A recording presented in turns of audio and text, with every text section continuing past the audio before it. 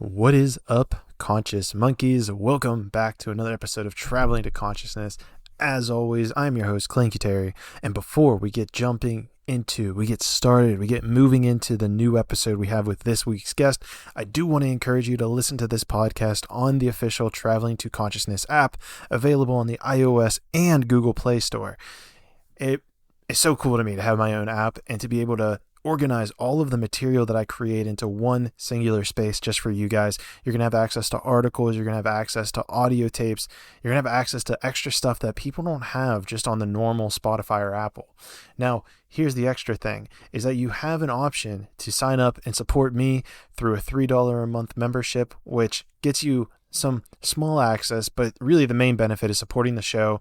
And I love the idea of transparency. So I want to let you know that every dollar I make through this platform is going to be reinvested back into the podcast, whether it's getting better equipment, whether it's just funding the overhead that I have right now. I just want to make that clear to you that all money made through that sponsorship will go straight back into the podcast, as is most money that I'm creating right now.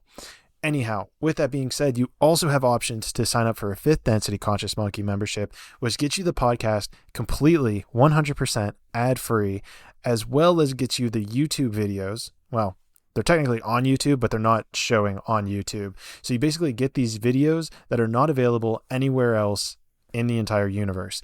So you get access to the video, you get access to the podcast ad-free, and there's a couple other things coming down the road, but that's another higher tier option. So I want to leave that out there for you. So hopefully I see you there, and hopefully you're listening to this podcast on the official Traveling to Consciousness platform. And if not, no worries. I still love you. So let's get into the episode with this week's guest.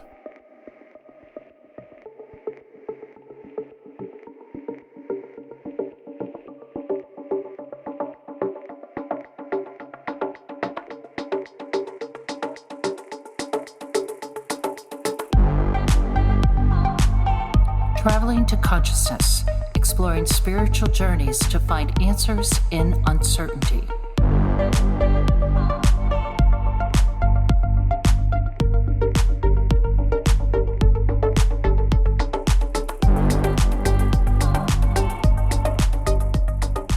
What is up, conscious monkeys? Welcome back to another episode of Traveling to Consciousness. As always, I'm your host, Clayton, and honestly, I had a pretty solid shift last night. I'll talk to you guys about that intention. Luckily, our guest today is an intuitive channel, so she'll help us out with it to make sure that I'm on the money with this. But enough about me. Let's talk about her. She's a fan favorite. She's back on the show for another episode because, well, amongst many reasons, she released a new book called Pain, Love, and Purpose. It's a book of poetry, and we're honestly going to riff on her books for a little bit at the beginning here. So yeah, sit tight because I've got a lot to say. But conscious monkeys, without further delay, welcome to the show, Christina The Channel Rice. Christina, thank you so much for being here. It's a pleasure. Thanks for having me. I always love how you've named me Christina The Channel Rice. Is that not on your like account or something? I feel like I saw it somewhere. It's definitely not, but I should put it there for sure.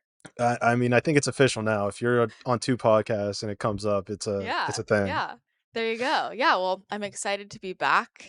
We always have good chats, so can't wait to see where we end up today.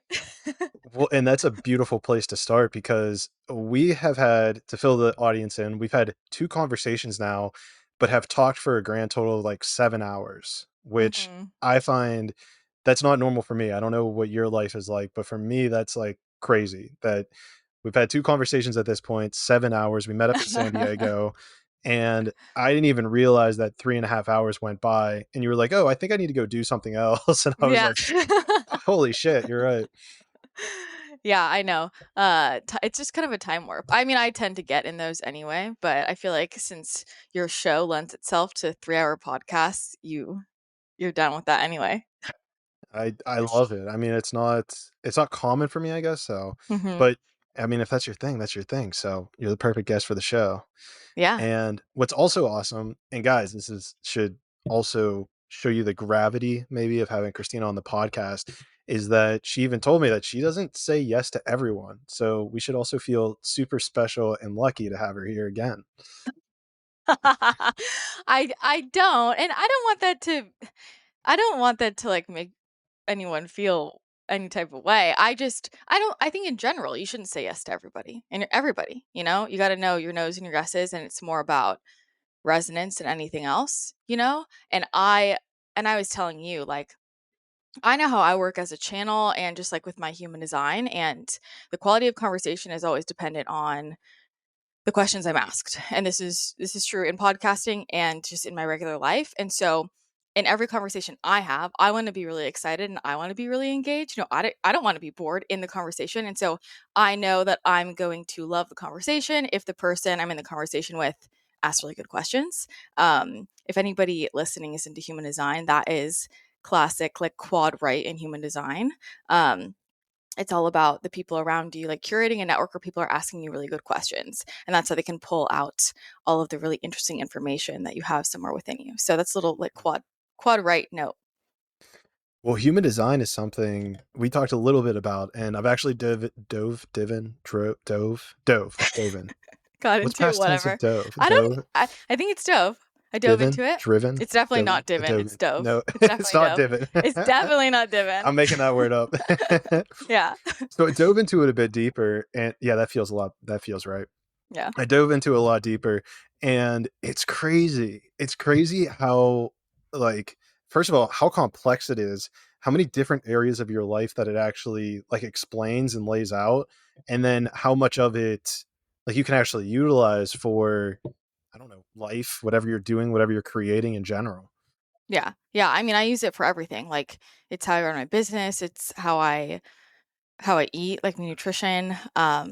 It's really helpful in relationships. It's how I like schedule my day. It's all about how your energy flows most optimally, you know, and it's about being in alignment. It's your unique energetic blueprint. So, I mean, manifestation is in there. Like everything you really need is in there. I think it's the most helpful roadmap. Like when people are like, where do I start? I want to get into alignment or I want to better understand myself. I just feel like human design is the most helpful place to start because it is so actionable. Like it tells you where to look for your intuition to be coming through. It gives you guidance as to like what your best like rhythms are throughout the day, like how you're best structured, like manifestation tips where your unique gifts are, where you're picking up energy from other people, and then where you're consistent in your own energy, where other people are going to be more influenced by you.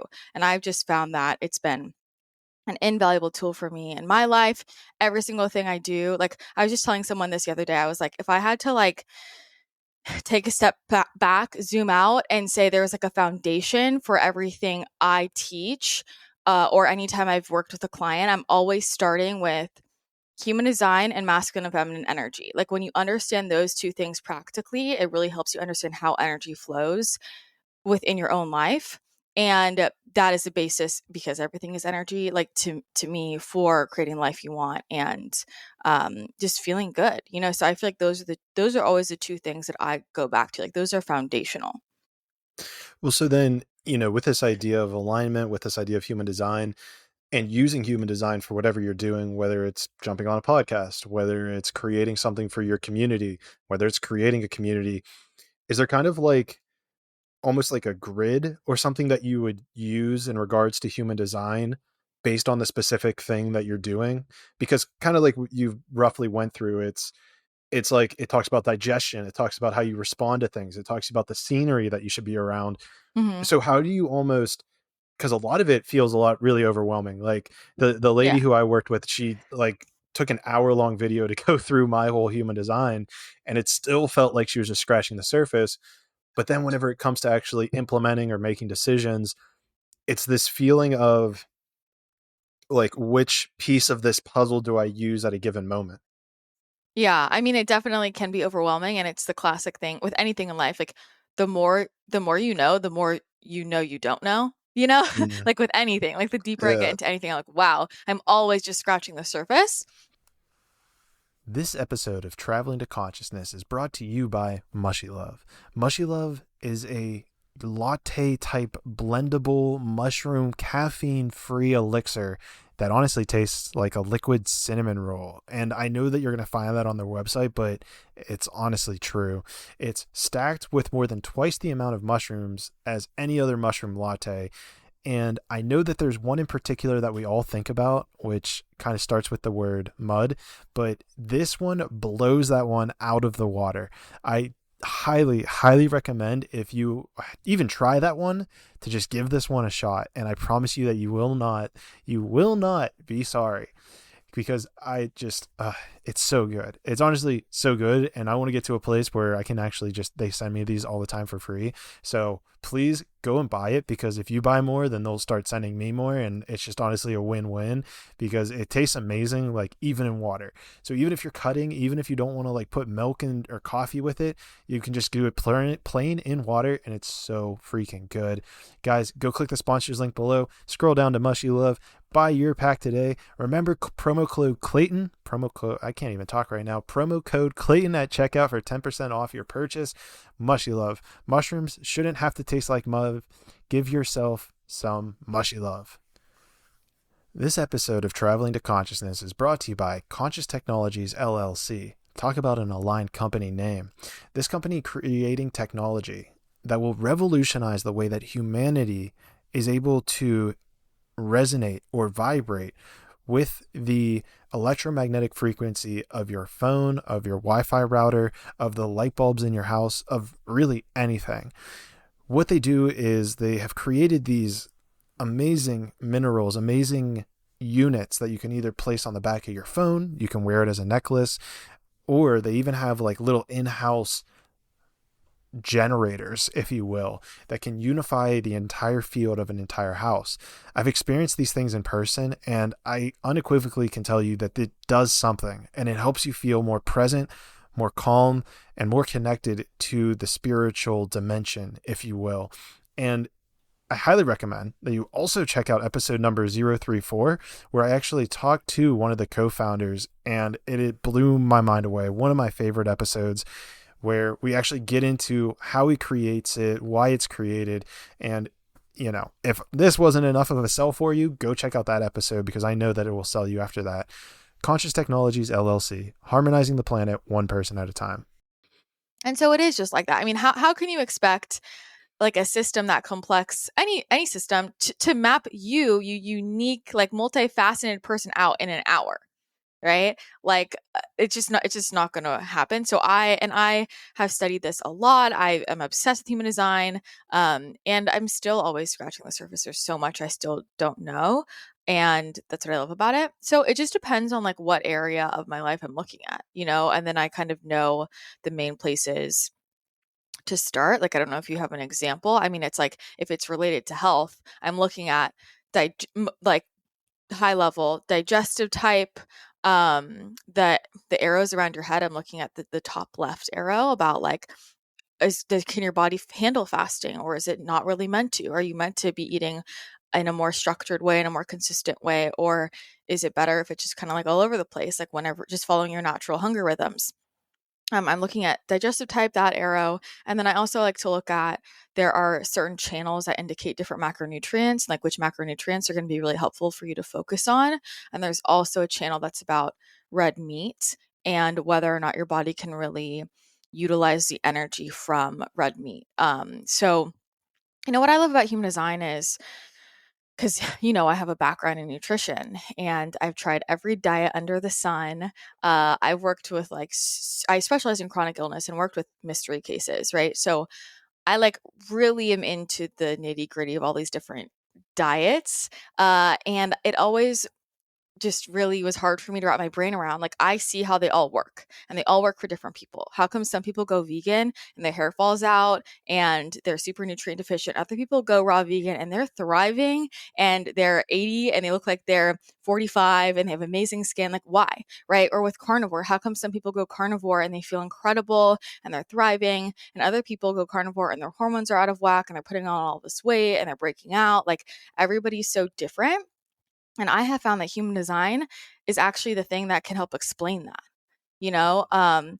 which makes sense to me. I'm like, wow, finally there's something that kind of can indicate to you which of these your body might do better with. And, we're always shifting and changing, but that was a game changer for me. And like my digestive type, I would have never tried without seeing that in human design. Like I wouldn't have ever like thought of doing it. I'm cold thirst. So it's like drinking a lot of liquids and everything needs to be cold. And so the way I actually kind of reset my body was I just went on a liquid diet and my whole body just like healed, and I would never have done that had I not had that inspiration from my digestive type.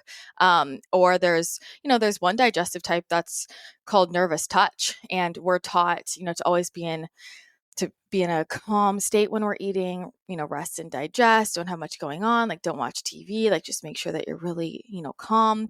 Well, there are some people who that's great for, but there are other people who are nervous touch who are meant to eat on the go, who shouldn't be sitting down, who should have kind of chaos around them. Like that's what nervous touch is. It's like, don't sit down and try and get in rest and digest. Your body's going to be able to digest and utilize the energy from your food when you're like, you're walking around while you're eating. Like it's the total opposite of what we learn nutritionally. And it just goes to show everybody's different. There are some people who, there's one digestive type that's about light. So there's direct and indirect. So direct means daytime eater, like eating when the sun is out. But then indirect is eating when it's nighttime, and I have friends who are all of these indirect. And one of my friends, she's a nutritionist, and she was fighting that, like, forever, because she was like, I'm not going to eat like my food at night, and she always was somebody who tended to want to eat all of her calories at nighttime. And then when she found out her human design, she just leaned into it. And now she does mostly just like, she drinks water. She'll sometimes do broth. She'll do coffee, whatever during the day, but she eats all of her calories once the sun goes down. And her body is totally balanced out, so I see this happen all the time.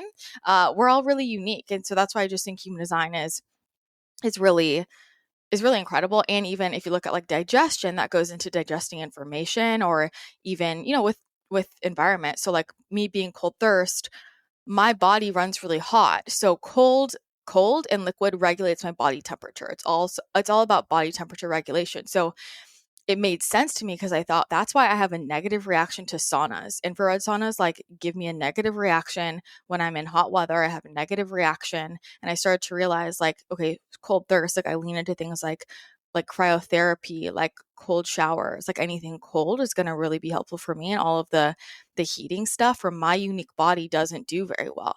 It makes me swell up. It like actually does the opposite response. So I just find that there are all these nuances that are really helpful that I feel like you don't really come across elsewhere. It totally makes a lot of sense. And it's interesting too, because I think I discovered that I was also cold digestion, and Mm-hmm. like this idea of like a liquid diet came up. And so I think I need to dive into that a little bit more and see what's going on there. And what Yeah. also gets interesting is, we're so bombarded nowadays on Instagram, on all these social media platforms with all this different information that people are trying to feed us. I mean, and it's interesting too, because there are so many people that are, let's say, in positions of authority, and the only reason we give them authority is maybe based on their follower count, the number of views on this video. And the information feels like sometimes it's completely different, like that what they're feeding us. Like one person could be saying try A, the other one says try B, and both of them, and it seems like so resonant for that person to do. And Mhm. this is something that whenever I started diving into my human design, was that there was these things that, because I love trying different things. I love sampling, putting on different hats, trying out different stuff, taking the chameleon approach. But it was more of this thing that nothing was really resonating with me. It was that there seemed to be some truth in some people and what they were saying, and then some things in other people. And it seems to be because they found the answer within their natural human design before even looking at it. And they just decided to propagate that. And it's interesting too, because it's something that resonates with them. It's something that has likely helped them get to where they're at. And so therefore we view them as an authority figure. And whenever someone is, let's say, vibrating at a spot where they are attracting a mass amount of people, we say to ourselves like, hey, there must be some truth here. But in reality, it could be that you're getting magnetized by almost this different tribe or this different person who it might not be in alignment with what your highest frequency might accept or align with. Yeah, I mean, here's the thing. I think people are so busy trying to figure out the truth, and they're thinking of that as like there's one truth. And the thing is that all of these different things can work, right? So if I want to look at something like balance, like blood sugar regulation, okay, I could use a high fat, high protein, low carb diet to regulate my blood sugar, right? And you could go to a certain clinic or work with a certain doctor who uses that in their entire practice, and they get great results again and again and again, right? So they found one approach that works and they keep doing that again and again and again. But I could also go elsewhere where they've used very high carb, high sugar, low fat, low protein, like below 20%, below 15% diets to also get the same results. And they have had that replicated again and again and again. And I think people are so busy, they see things like that and they're like, which one is right? Why can't they both be right? They both are right. Like different things work. You know, many approaches work. And sometimes one approach will work for my body now and won't work for it later. Sometimes both could work for me right now. And it's just a matter of what feels good for me. What do I want? You know? And so I think that that's like a big spiritual trap I find that people fall into. Like that's a lot of the like 4D energy I find of it's like I got to get to the truth. And the thing is that many things are the truth. Like there's this I forget which animal it is, but there's this animal card I always love and it just says like this and that are true. And the whole description is, you know, like two things can be true at the same time. Five things can be true at the same time, even if your logical brain wants to tell you that they can't be. You know, our brain wants to find the one right answer for safety, but there can be a lot of things that are true at the same time. And I think there's some freedom in that. And I think we have to look back at like, is there any piece of us, and that could be individually or just the collective, that like why are we always trying to make people wrong? You know, like because there It's can probably be ego. It's yeah, probably like there ego. could be a subtle, and that's not always the case of why people are trying to figure that out, right? But that can be an energy underneath it that can be unintentional or subconscious of like, and I will say in the collective, that is a strong energy of like wanting to make people wrong, right? And we have to look at like, but why do I need that person to be wrong? Why can't we both be right? Why does anybody need to be right? You know, why can't I just do my thing? And I think that's where the like the bigger growth is. You know, people are just way too concerned with what other people are doing and it's like we got to focus on ourselves. Well, do you think it comes from people looking for validation and maybe they feel like they've transcended a lower truth almost like because and maybe I'm projecting here a little bit from my whole spiritual awakening process where you start seeing things in a different lens and you see people carrying out behaviors that to you, you know, to me, I would think that is I would want to transcend, I would want to transmute. And I see it and I tell them like, hey, like, you know, you have a proclivity to sacrifice yourself in these situations. And it's me, maybe, you know, I mean, there's an element of me that is coming from helping. I'm sure there are situations where it comes from me wanting to display a sense of authority or validity in their current situation.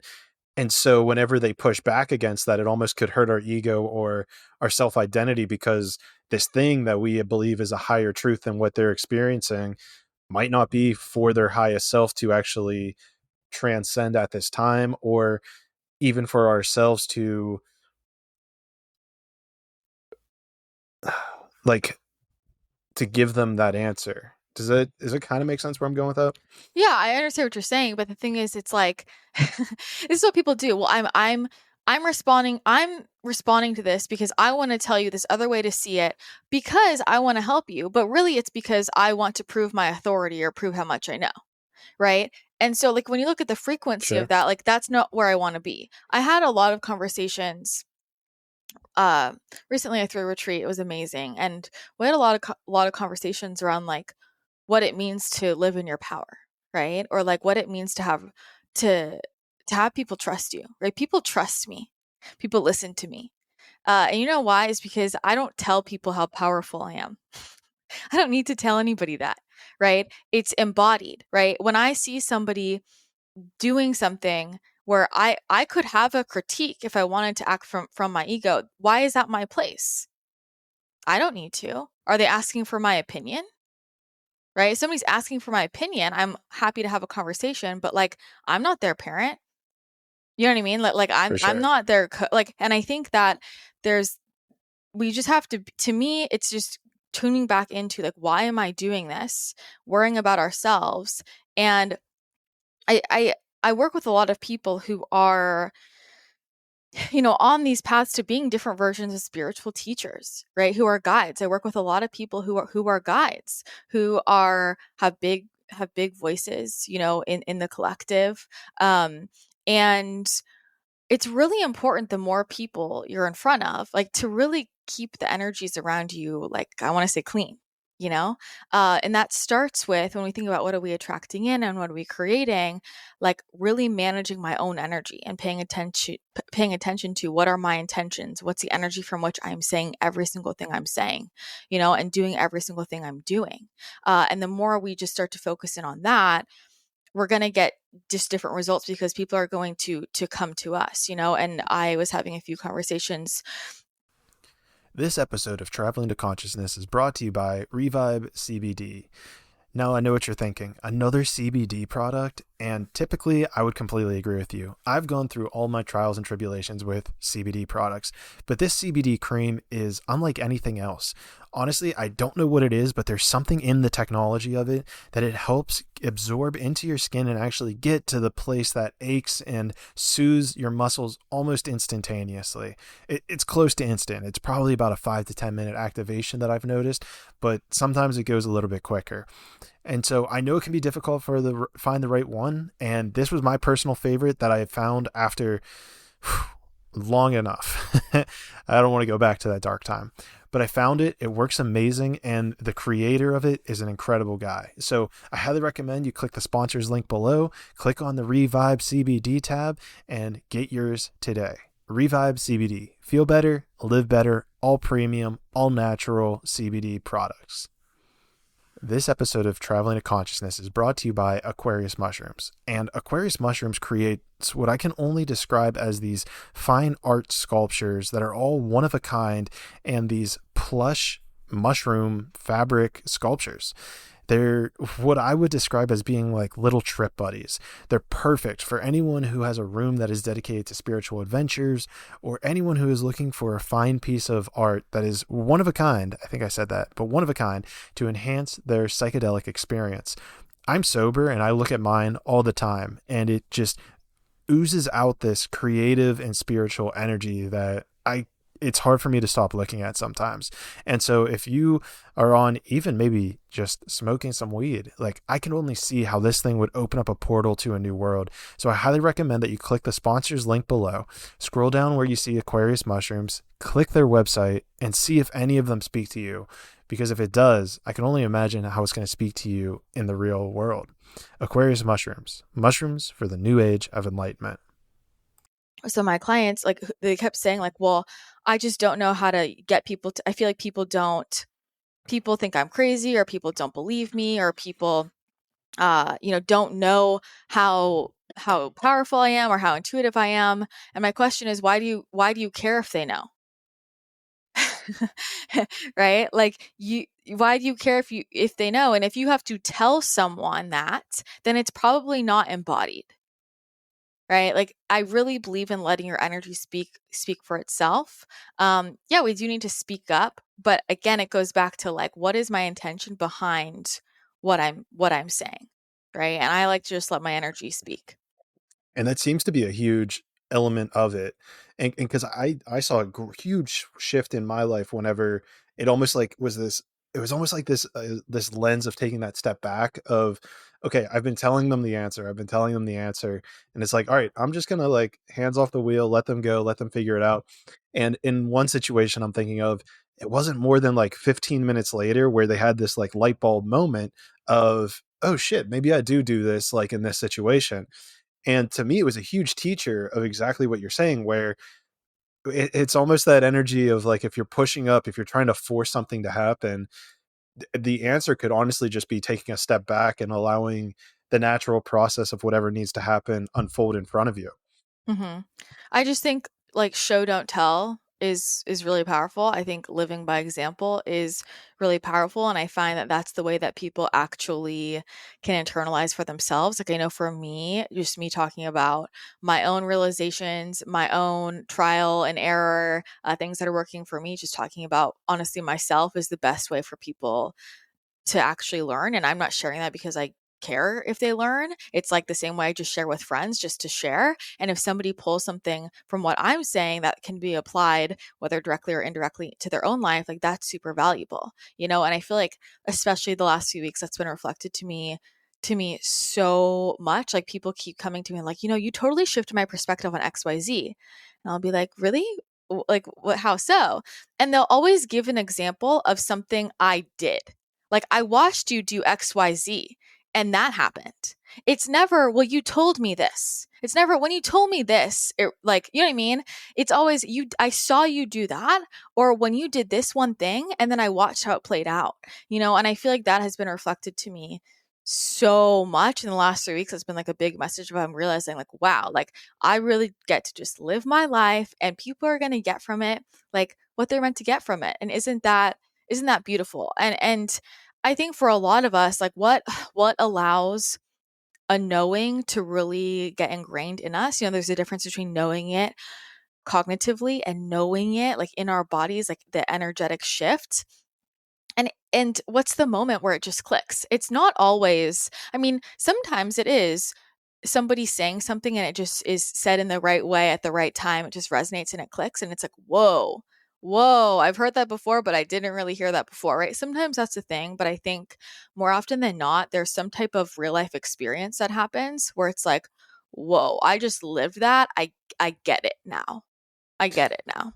Yeah, it's really beautifully put. And there's a couple things going through my head.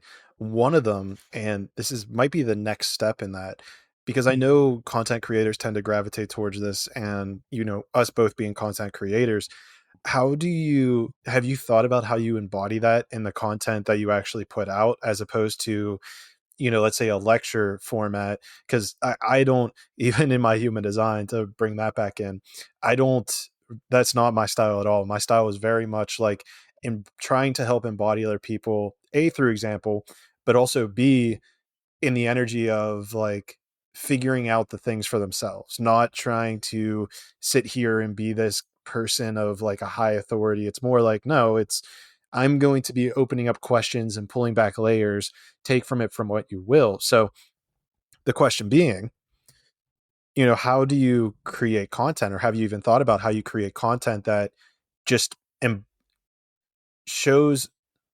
create content that highlights things that you've experienced in your life, that then people are able to shift their perspective into a more aligned place for themselves? Yeah. I mean, I think a few ways, like quite a few ways. And for me with my business and the way that I like share content, it's always evolving and changing. If I look at like the trajectory since, if I take my podcast, for example, the last like 7 years, and I've consistently like, it's always changing. I've never had one style that I've just stuck with, that whole time. I would get bored. And I think like for me, the core piece is, if it's not contributing to me, then I'm not going to put it out there. So everything I create is something I just want to create, whether or not anybody listens.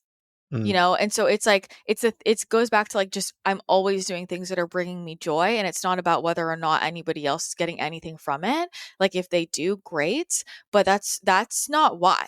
And I think that anytime I'm putting things out, I put things out that are, I feel like, oh, this is for other people, but it's not really also for me.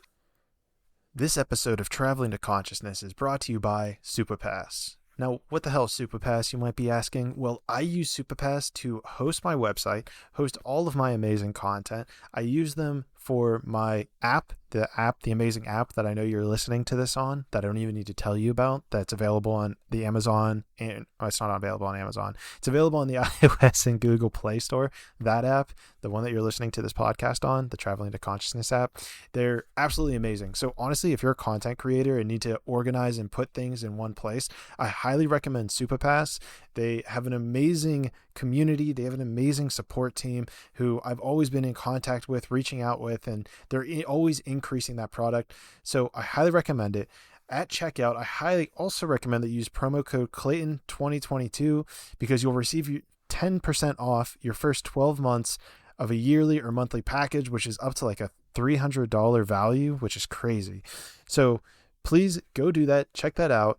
Click the link below, go down to sponsors, click on the SuperPass affiliate link, and sign up today. SuperPass, everything you need to build a content business. That's where I start to get in a wonky energy and I don't feel good, you know? So I've just decided, like, if it's not also as much of a contribution to me as it is to other people, then I'm not going to put it out there, you know? And that's also how I stay excited and interested. I think, like, very practically, I do often just like share about stuff I'm going through. You know, I've always been a very open book. I've shared like really intimate pieces of my life ever since I kind of got on the internet and started building my platform. And so I really do share, like, I share the things I'm going through. I share what I'm struggling with. I've shared a lot with my health journey. I share a lot of like when I'm working through different wounds, and like I always share my healing process and my transformation process and like what I'm dealing with and just what I've learned from it and what I'm doing to move through it.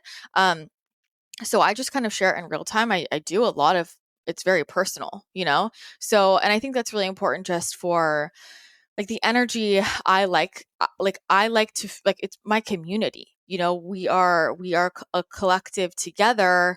I learn a lot from them. We all learn from each other. Like, we're all friends, you know? And so I talk to everybody in my community the same way I talk to my closest friends. Like, I talk to everybody the same way, you know? And so I bring that through in everything that I create.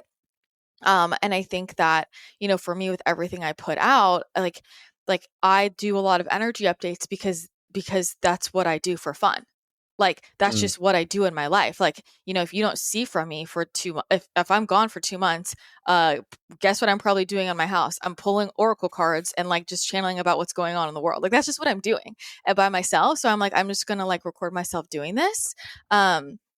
So I Love that. think, like, you know what I mean? Like, I just kind of bring, it's like a come with me kind of energy more than anything. And I honestly think for me with channeling, it's a lot easier because, you know, I try and be really clear. I can't control how people interpret, like, what their response is. I can't control that, but I can be really clear in my intention of, for me, channeling, it's like this exploration of, I'm just in the middle, you know? So it gives an opportunity for us to explore things of like what different guides are saying. I'm not saying that that's necessarily what I think. I'm not saying that's what you need to think, but it's just allowing us to open up the door of a conversation to some other energies that maybe you're not talking to as often.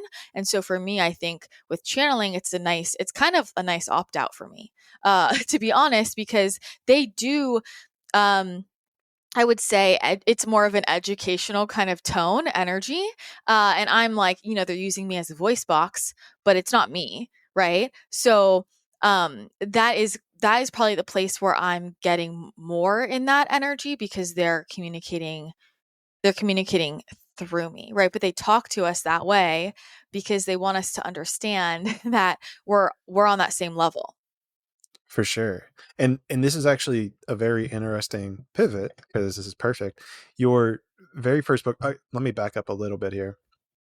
Did we talk about yet that I was able to like open my channel and that I've been using like channeling? Have we talked about Yeah. that? Okay, Yeah. cool.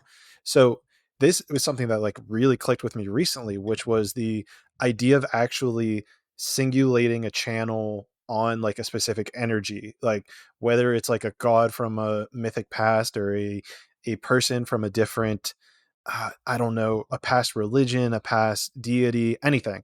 Because it really struck with me, and I'm going to dive into this for a sec, that these are stories, right? Whether it's, what was the example I kept using? Oh, Cupid. Like the story of Cupid embodies the idea of love, right? And and let me think of how I was articulating this. And so we created, humanity, the collective consciousness, created a story around the idea of Cupid to explain the energy of love so that other people could understand what it meant. Like, how do you even articulate like what love is? How do you articulate the energy of love at all? It's like the best way to articulate that is with a story. Mhm. And so when I realized that, something clicked in me. I don't know what took me so long for it to click, but something clicked that was like, you can invoke the energy of Cupid and actually talk to the energy of Cupid. You know, we have a collective agreement that this energy exists. This is what it is. This is the name of it. And that kind of like really, broke me open. And whereas there's a corollary here is that your first book, Manifestation Mastery, was a whole channeled text from blanking on the name of the goddess. Can you remind The me real quick? monarch being. The monarch beating. Okay. The monarch So, being. Yeah. and so I found it so fascinating because that book is it's just packed. Like it's easy to read, but it's difficult to get through just because of how many, call it energetic downloads or blueprints come into you while you're reading it. So I guess maybe the question that I'm going for here, I don't think there was a question, but there's one now that's popping up. How did you kind of come across the monarch being? How do you come across the gods or deities that you want to channel? And like, how do you determine which one you want to work with in a given situation? Because there's not too much information out there about all of these gods, and there's some, but not too much. So I'm curious how do you come into contact with like different gods and deities? Yeah. I am not somebody that like goes looking. I've always just let everything unfold naturally, so like this is my mission. Like this is a contract for me. Like I've been working with a lot of these. I've been working with ascended masters since I was 1.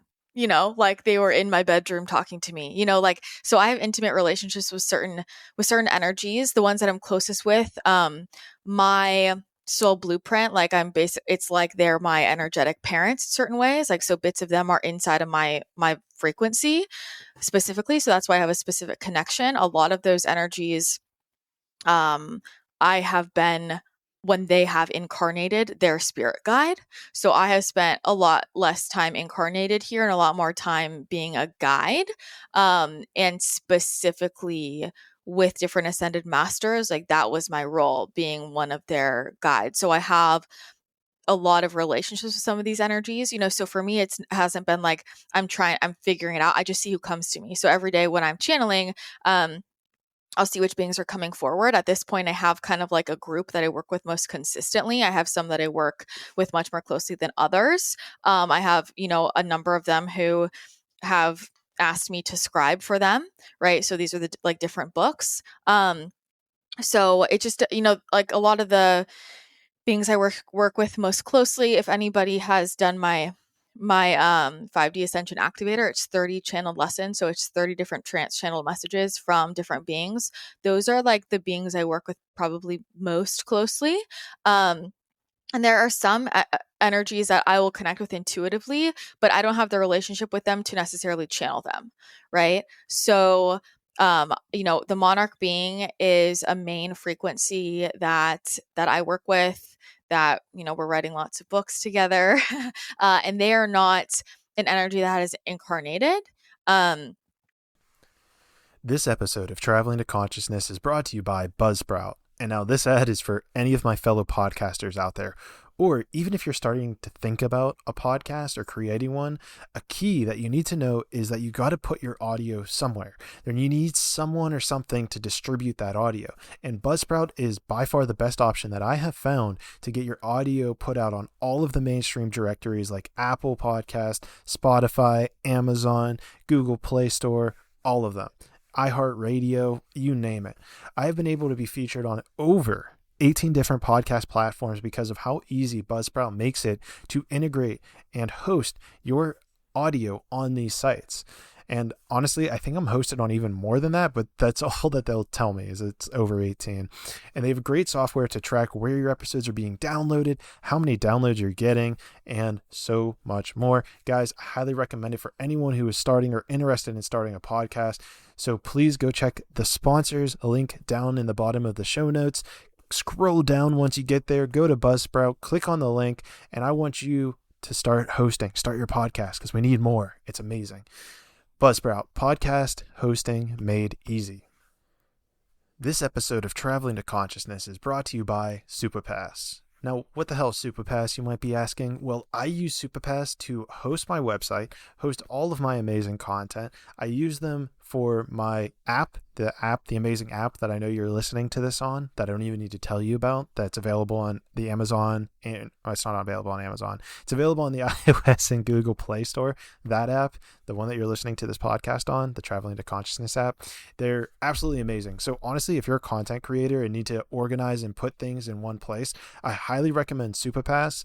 They have an amazing community. They have an amazing support team who I've always been in contact with, reaching out with, and they're always increasing that product. So I highly recommend it.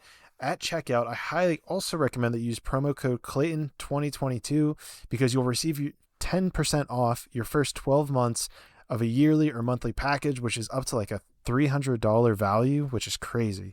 So please go do that. Check that out. Click the link below, go down to sponsors, click on the Superpass affiliate link, and sign up today. Superpass, everything you need to build a content business. They are an energy that is essentially masculine and feminine energy, like that essence. But I work really closely with Goddess Isis and Melchizedek. I've scribed a book for. I work with a lot with Serapis Bey and, Athena, Aphrodite. I work with a lot of those energies. Cupid comes in, but the thing is, like, these energies have incarnated, right? Goddess Freya, Odin, like, these are all different energies that I work with pretty closely. And then there are lots of other beings that I don't channel. I just don't have that. I can talk to them, if they want to come forward, but anybody who I'm here to channel, like, I have that relationship with, I've known them for a while, or they're going to come forward and, like, they're guiding that process. And I'm saying, okay, yeah, I feel good. And we're building a relationship, right? I work really closely with Mary Magdalene, Mother Mary, Yeshua, like those energies. So those are, I think, all the ones I just listed. Some of my Pleiadian family I'll channel, right?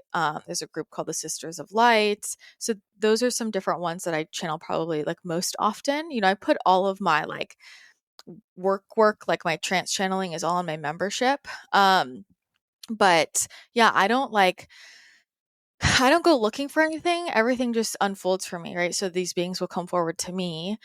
We build a relationship. They'll ask, if they can use me to communicate through. And if I want to, I let them, so the monarch being, like, it was much easier for me to connect with a lot of these other energies that, I would see them, I would get a name, and then I would look them up and be like, oh, like, there are stories about this person. I didn't know who the hell Melchizedek was, or I didn't even know who Goddess Isis was. Like, this was like earlier on. And so I was like, oh, these are like energies. And I would, just kind of learn some things, or I would look up I would, like, first Google somebody, and then I would put on images, and I'm like, oh yeah, that's it. Like, that's who I saw. Right. So it was easier there. And then with the monarch being, there was this frequency that was, like, coming through consistently and communicating with me.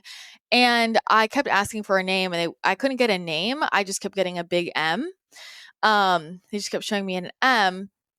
And, in identifying the vibration, I was like, it was the highest frequency I had ever connected with. It was so high vibrational, like, and, I started, I was talking more and building that relationship.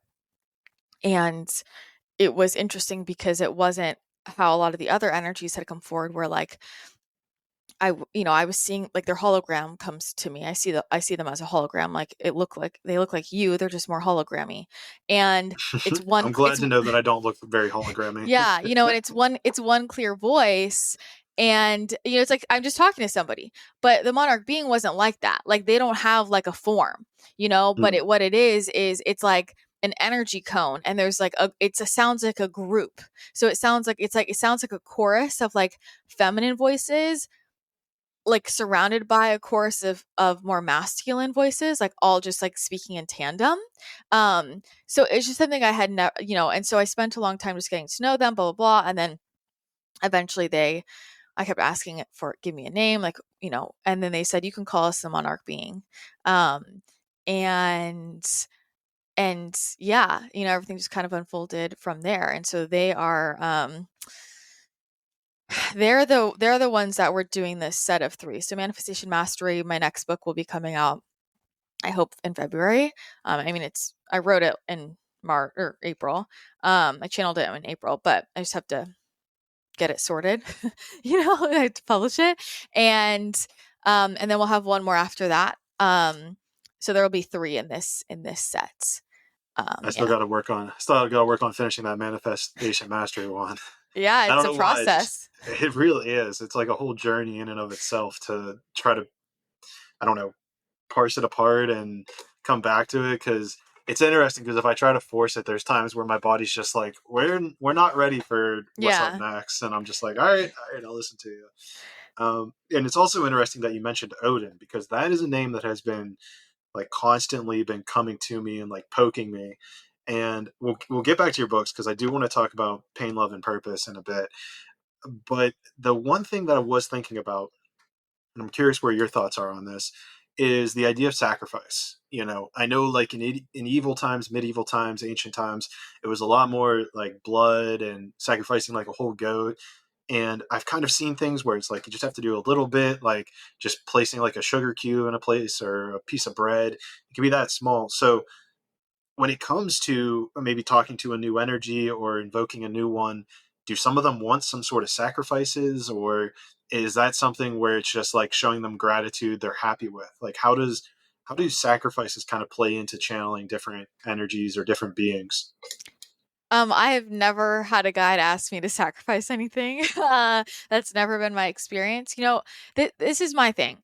Um, I know there are a lot of people who have a lot of opinions about working with different gods and goddesses and channeling things and whatever. And I just I don't care. Like, I go off of my experience, and like, guess what? What I'm doing is working, and I know my truth, and I'm going straight to the source. Like, I'm talking to them. Sometimes people will say things like, and again, I'm not saying anybody's wrong or anything, but I can only trust I only trust my discernment, and so Mm, if I have an intimate relationship with Isis, for example, right, and I know her very well, she knows me, she's been like my mom since I was born, she's like been like my main female support, like feminine support.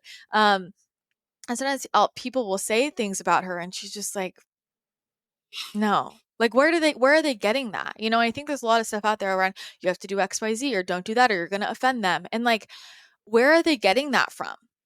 mm. And you have to also understand that the incarnated forms of many of these energies are very different than if we're speaking to like their soul essence, right? So it's like when a lot of these like gods and Can you break that goddesses, down a little bit?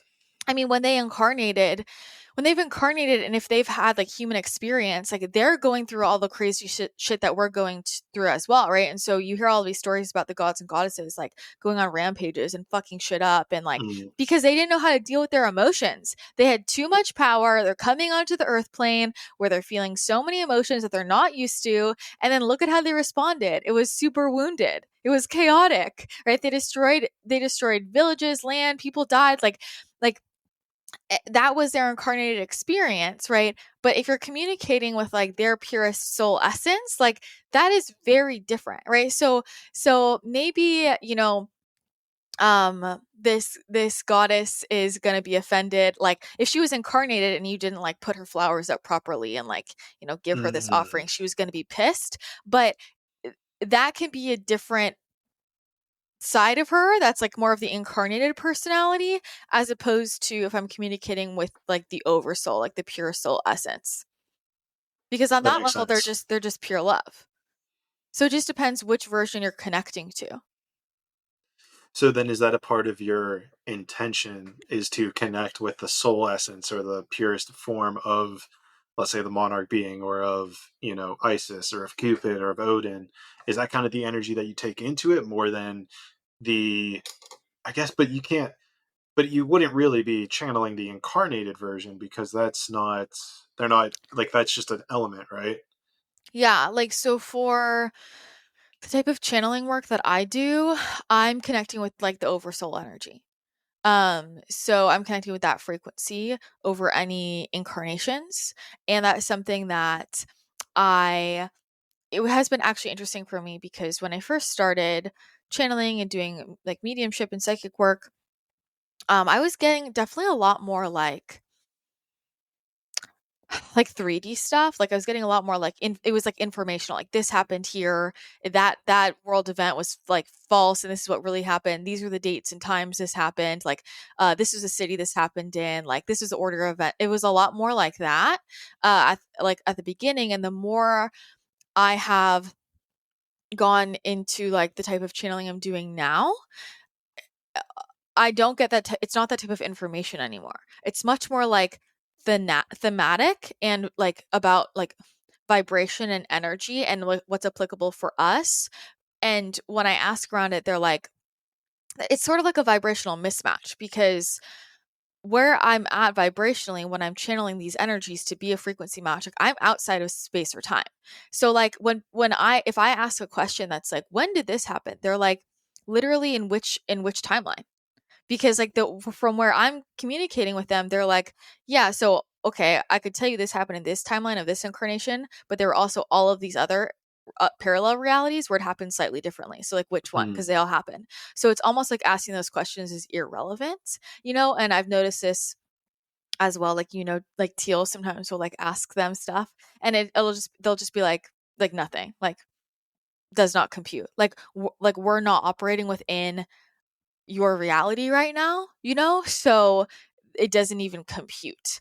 And that's just the type of channeling work that I'm doing specifically, right? And I really believe with your spiritual abilities and the different types of channeling and psychic gifts, you're gonna become the strongest when you focus in one direction, right? Like, so there are people everybody has a different thing that they are best at naturally, and they have a different area of expertise. And I really believe in like leaning into that, because nobody else can do that. I look at like, there are people who are doing so much around like history, like ancient history and like archaeology, and people who are specializing, like using their intuitive gifts to like figure a lot of that stuff out. Like that is sick. Like that is awesome. That is so cool. That's not my area of expertise. Like I get some stuff around that, but that's just not my focus, right? Like, and vice versa, right? They're like what I'm doing in terms of my trance channeling, a lot of people, those aren't their gifts. Like that's just not going to unlock for them in this lifetime. They're not supposed to.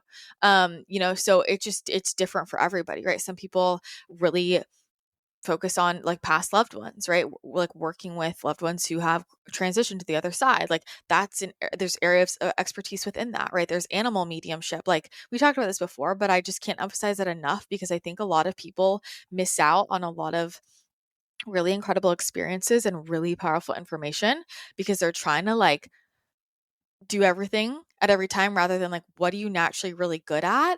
Because no one else is going to be as good as you if you like lean into that, Hmm. So how do you find that then, right? Because because Well, what you you're don't saying, find right? it. That's the It just thing. comes to you. It's what's coming to you, what's natural for you. Like to me, it's like what's as natural as breathing, like, I mean, here's the thing, like with energy work, a lot of people will ask me, they're like, how, like, the way I work in the Akashic Records, for example, people will say to me, like, I've been working in the records for like 10, 15 years, and I can't do the stuff you can do in there. And like, I'm like, okay, well, I mean, there's a level to which like there are certain things you can learn, right? But there's also a level to which like I have a natural strength working in this capacity in this way. Right? So it's just a unique gift I have. You have a unique gift too. Stop trying to do it the way I'm doing it and find your own way to work uniquely in the records or outside of the record, whatever you want to do. And like that's where it's going to feel magical. And the problem is people are looking around at what other people are doing. They're like, oh, I want to do that. And like you're missing out on where you're most magnetic and magical, right? Which is like your unique gifts. There are things that you have that nobody else can do. And so I think like one of the biggest things I always say, it's like people are just wasting so much time trying to copy each other. It's just a waste of time. And you're always working at like 70, even if you're the best at that, you're working at like 70% of your potential. And if you just did it completely your own way, like nobody else, that's how you get 100%. It's so fascinating, and it's reminding me in my life of working with my dreams, Mm-hmm. astral projection, lucid dreaming. It was stuff that I was like, for probably a year, I was like, I'm gonna do this, I'm gonna do this, I'm gonna do this. And recently I had on a dream oracle on my podcast. Her name's Holly, and she's all about actually just utilizing the dreams for messages. So it's like the element of releasing control so that it can just tell you a message. And whenever I did that, when I made that switch from trying to be in control of my dreams to just using them for messages, it was crazy. Like every single night I was dreaming, I was having like these profound messages, very complex, detailed dreams that were just coming to me. And I think it's highlighting exactly what you're saying, where Mhm. the dream world isn't for me at this time to be using it at the capacity of lucid dreaming or astral projection. It's more this landscape of spirit, of source, to communicate with me messages or themes throughout my life that I'm able to use to actually figure out and integrate with into the present day, into this Mhm. present physical 3D reality.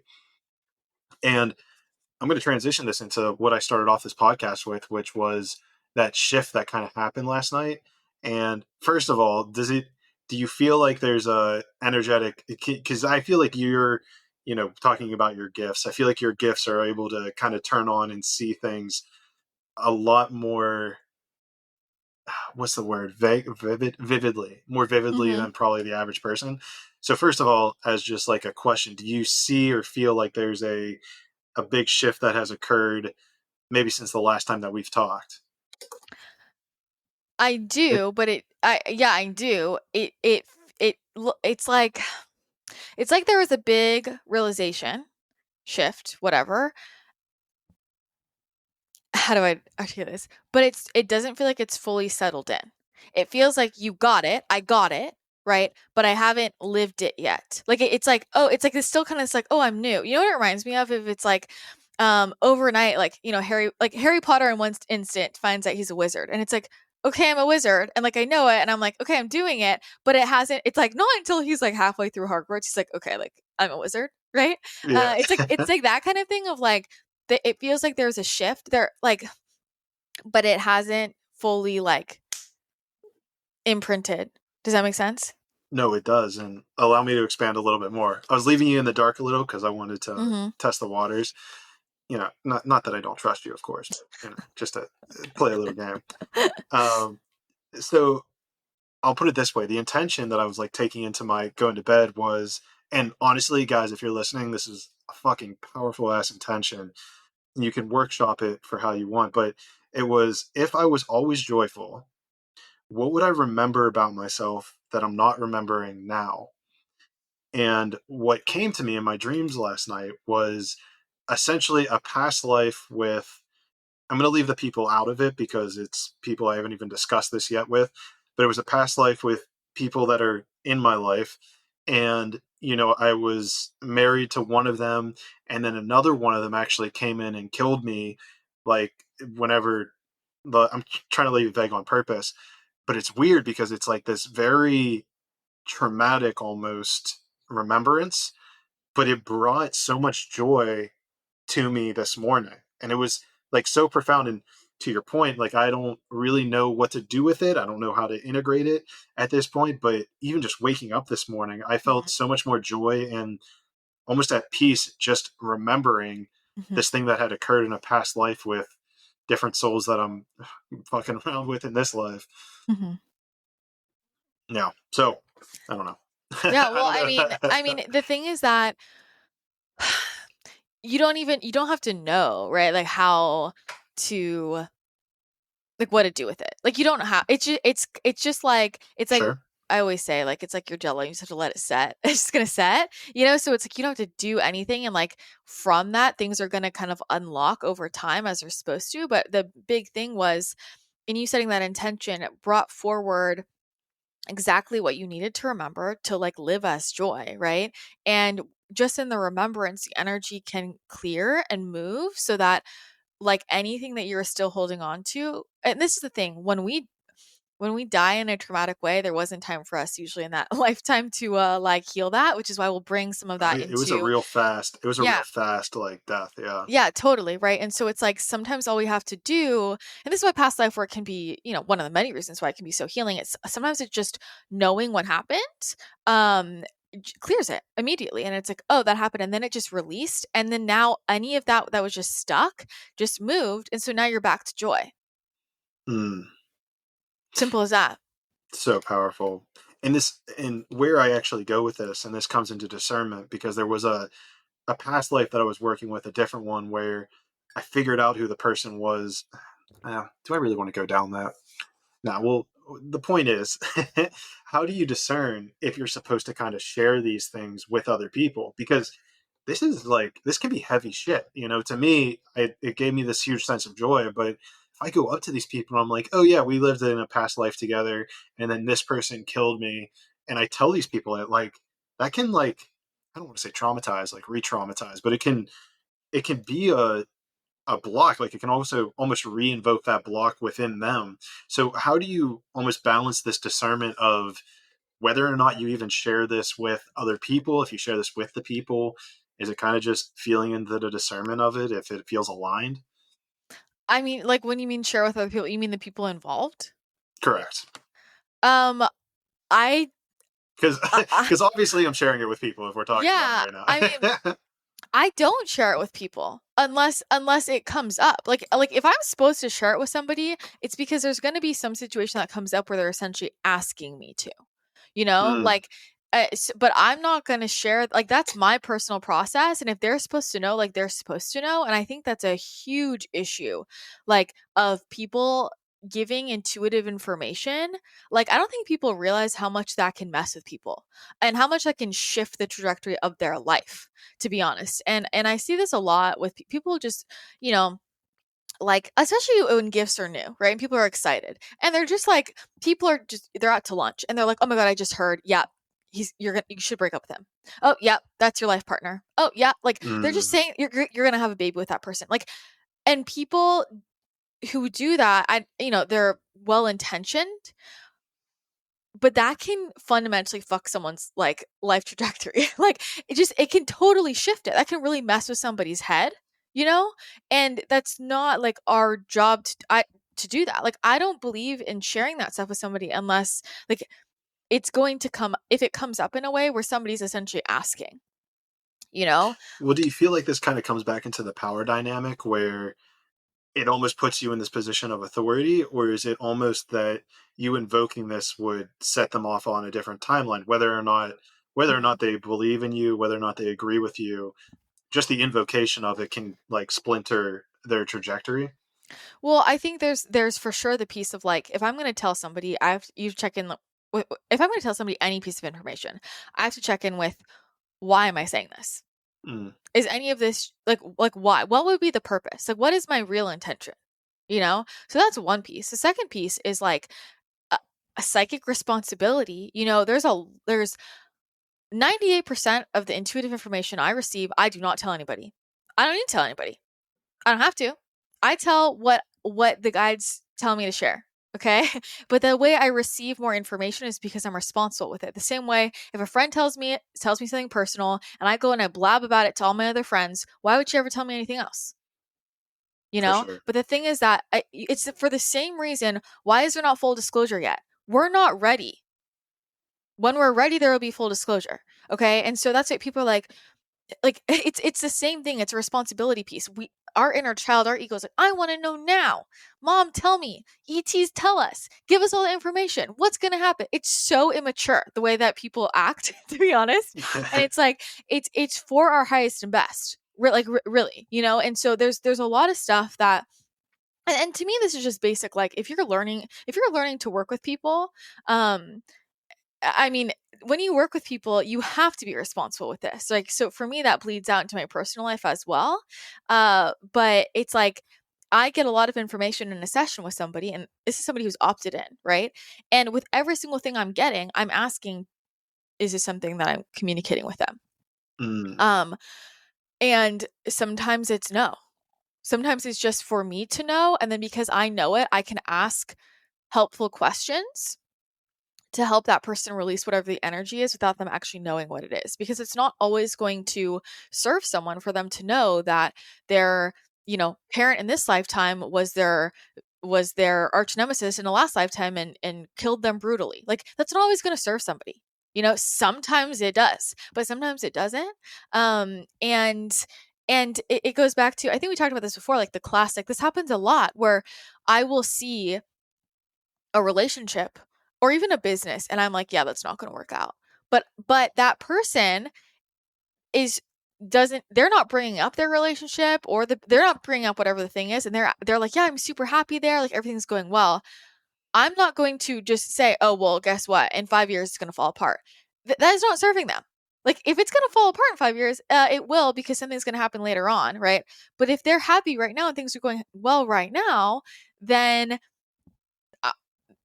great, that's where they're supposed to be right now, right? So I might just ask a question of like, yeah, so how are you feeling in your relationship?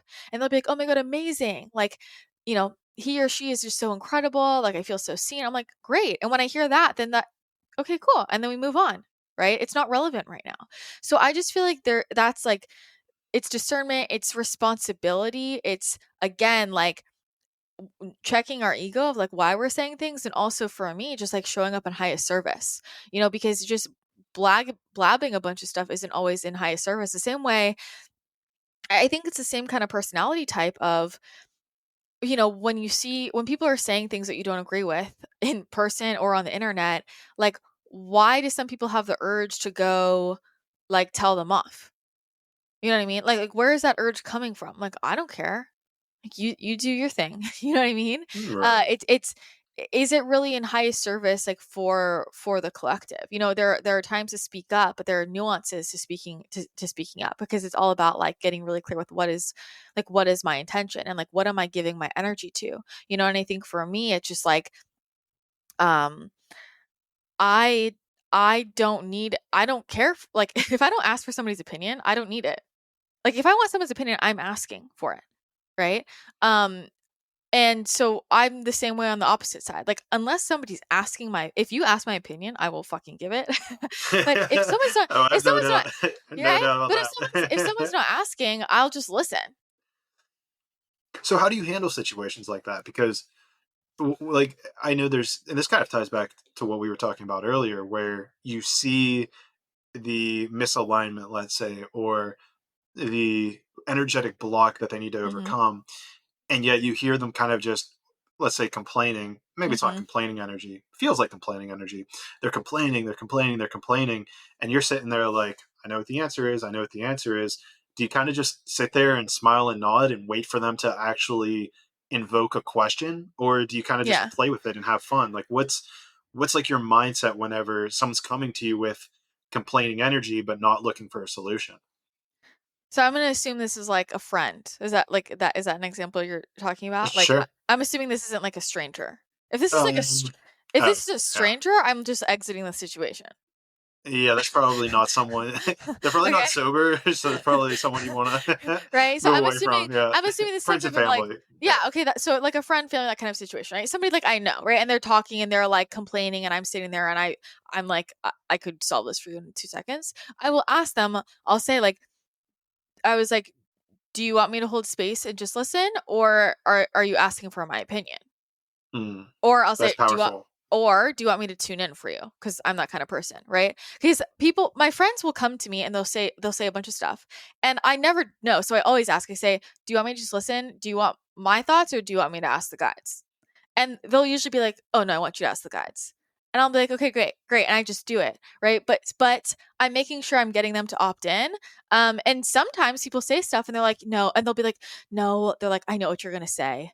They're like, I just needed to vent. And I'm like, okay, great. Then I'll just vent. And then I emotionally am not having any like pressure on myself. I'm like, that's all they needed was me to just hold the space. It's not my job to solve other people's problems, And I think like the other piece of that is, I think that a big way that lesson for me got really imprinted of like tuned in, like embodied, like a knowing was because I have seen how it has really damaged close relationships in my life. Like I have seen, especially in romantic relationships, like if I'm not conscious of that, it could easily turn into like I'm becoming the coach to my partner. And Mm, I don't want to be my boyfriend's coach. I want to be his girlfriend. you know? So it's like I am aware of when and like when I was younger and less mature, whenever anybody would say something, I would be like, "Oh, I want to solve their problem," and I can, so I would, right? But then in Mm. romantic relationships is where I really saw it getting. I was like, "Whoa, this is throwing me like really out of whack," and I realized like I need to like I need to learn and grow and mature in this area. And just learning a lot more about romantic relationship dynamics and polarity, I realized, oh, like that's not my responsibility. Like why do I think it's my responsibility to solve everybody else's problem? Well, because I learned that at a young age from people in my life, in my family, from adults around me who taught me that it was my job to solve all of their problems, right? But then as an adult, I realized, oh, this is actually damaging for a lot of relationships. And so, since recognizing that and being more conscious, and every single time a friend or like my boyfriend, like any time anybody's just kind of energy vomiting, I'm just asking like, what is supportive for you right now? Like, do you want me to just listen to you, right? Or do you want my opinion? And that feels like something that could be so helpful for them as well, because they might not even know or just even be conscious of what they're doing. And by you even just taking that second to be like, okay, do you need space? Do you need suggestions? Hmm. Do you need the guides? Like, what do you need? Yeah, Even just taking that step back, they can kind of like just reframe them of like, oh shit, I'm complaining again. Why am I complaining? Coming back to like, why am I doing what I'm doing? totally. I mean, it's helpful for me when people ask me that, right? And like because I do that, people in my life like have learned that from me, and so then they do it to me, and it's really helpful for me because I will tell you 98% of the time I'm like I'll be like, "I just need you to hold space and listen to me because I already know what the answer is. I just need to fucking be bratty about this for 5 minutes," you know? Like, I need to be and human about this. yeah, I just need to be human and like get it out. And then as soon as I get it out, I'm good. And then I feel like invigorated because I know like what my next move is, or like I know I just need some space to like, yeah, to have a human moment and just like, whatever, to have somebody just hear me. And then that in itself is healing. Like that just moves the energy. So I know I love when people ask me that question because I know that I get annoyed when I just want to vent and people are trying to solve my problems. I'm like, I don't need you to Yeah. fix this. But then that's my fault because I should have from the beginning said, hey, I don't need you to fix this. I'm not looking for a solution. I just need a vent. Right. So for me, this has just taught me It's a lot difficult about though. communication. It's difficult though, because when you're in that mindset of the venting energy, Hmm. it's kind of like it's not of the same energy to be like, hey, I need to vent. Like, can you just hold space for me to vent? And I think it is for really, sure. are you able to Yeah. like train yourself into doing that, or? Oh, totally. Like I 100%, like to me that's just communication. Like I think I'm Mm, a pretty good communicator. I would say that's probably one of my biggest strengths is communication. I'm good at mediating situations. I'm good at difficult conversations. Like definitely a if direct there's a communicator. yeah, if there's but I'm good at like if there's conflict or if there's a heated conversation or something touchy, I'm very good in those situations. I always have been. And so for me, it's a communication skill. And so if I'm like annoyed and upset and I'm like, oh, I need a vent, like I'll go to whoever and I'll be like, I am like in a mood. I need to just vent for a minute. Like, and then I'll be over. I don't need you to fix this, but can you just listen to me? And then they'll be like, yeah. And then I just go off and do my thing and then I feel better. Interesting. I like it. I like it Yeah. a lot. I think that's like it's definitely a question or a dynamic I need to bring into my life a little bit more.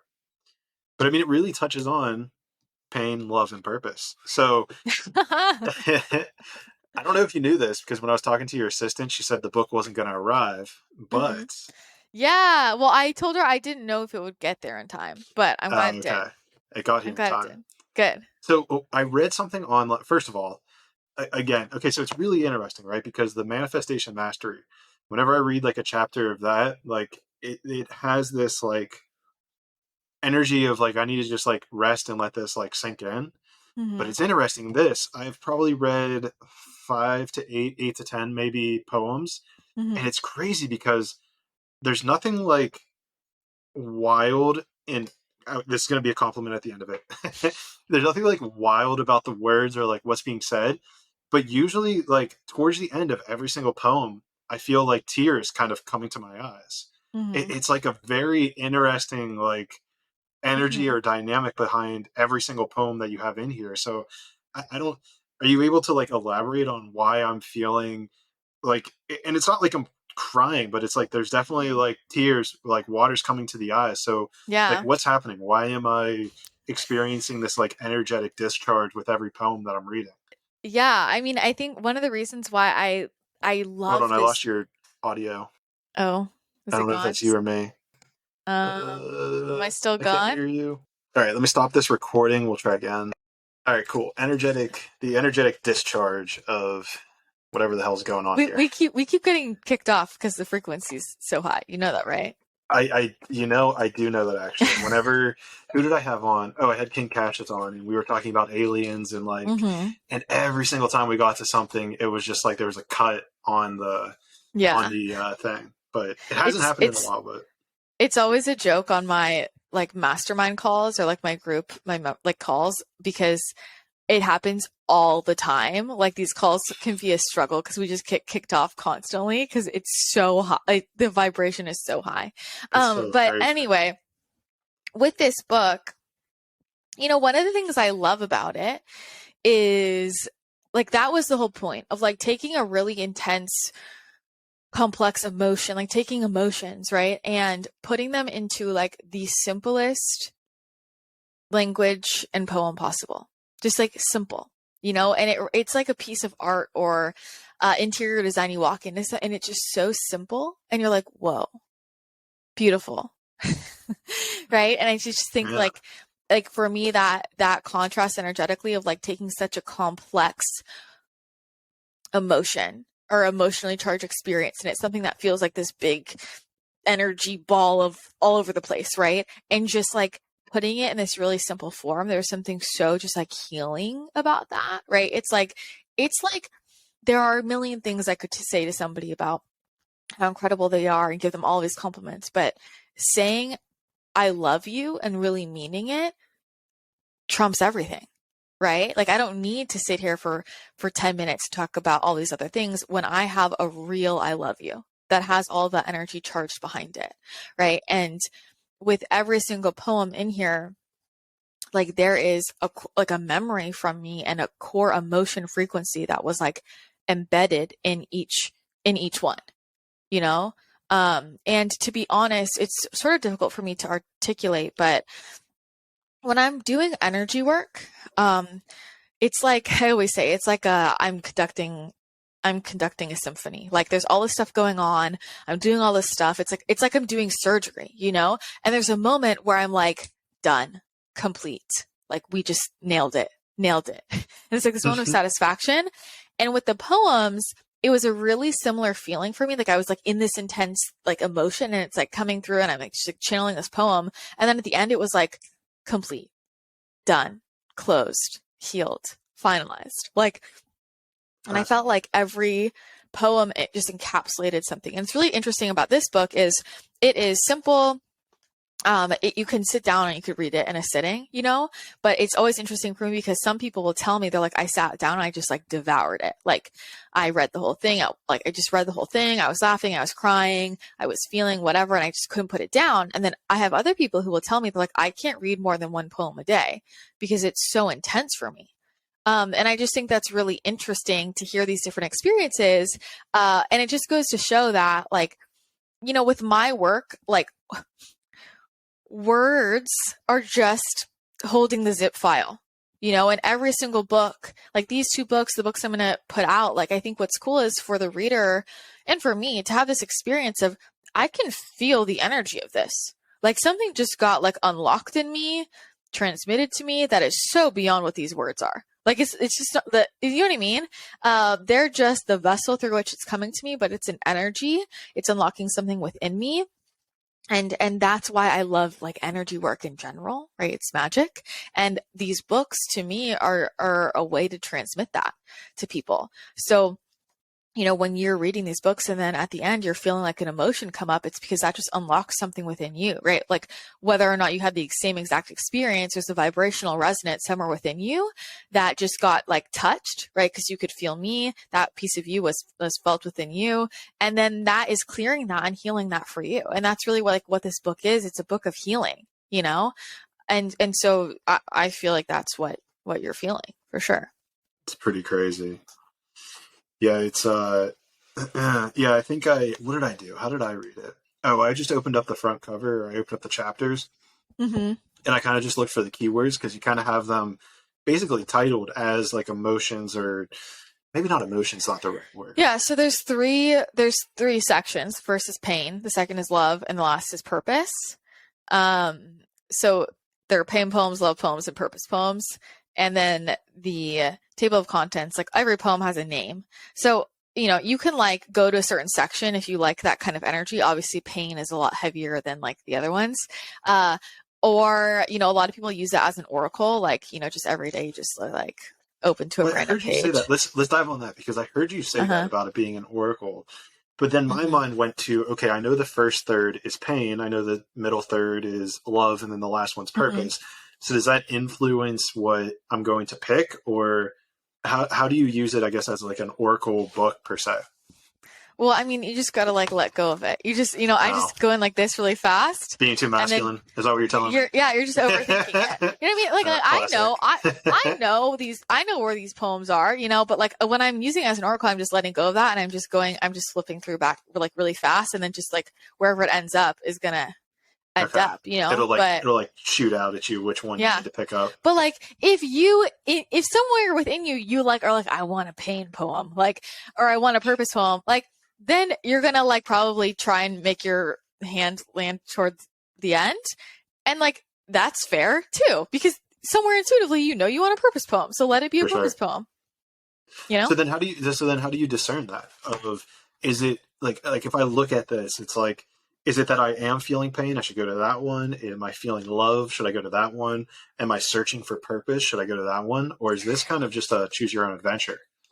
This is like, I mean, look, you can use this book however you want. It's just a book, right? There are no rules. So read it like a book, read it. I mean, somebody asked me like, well, I said like, if I was to tell you what I think, I would read the book from start to finish.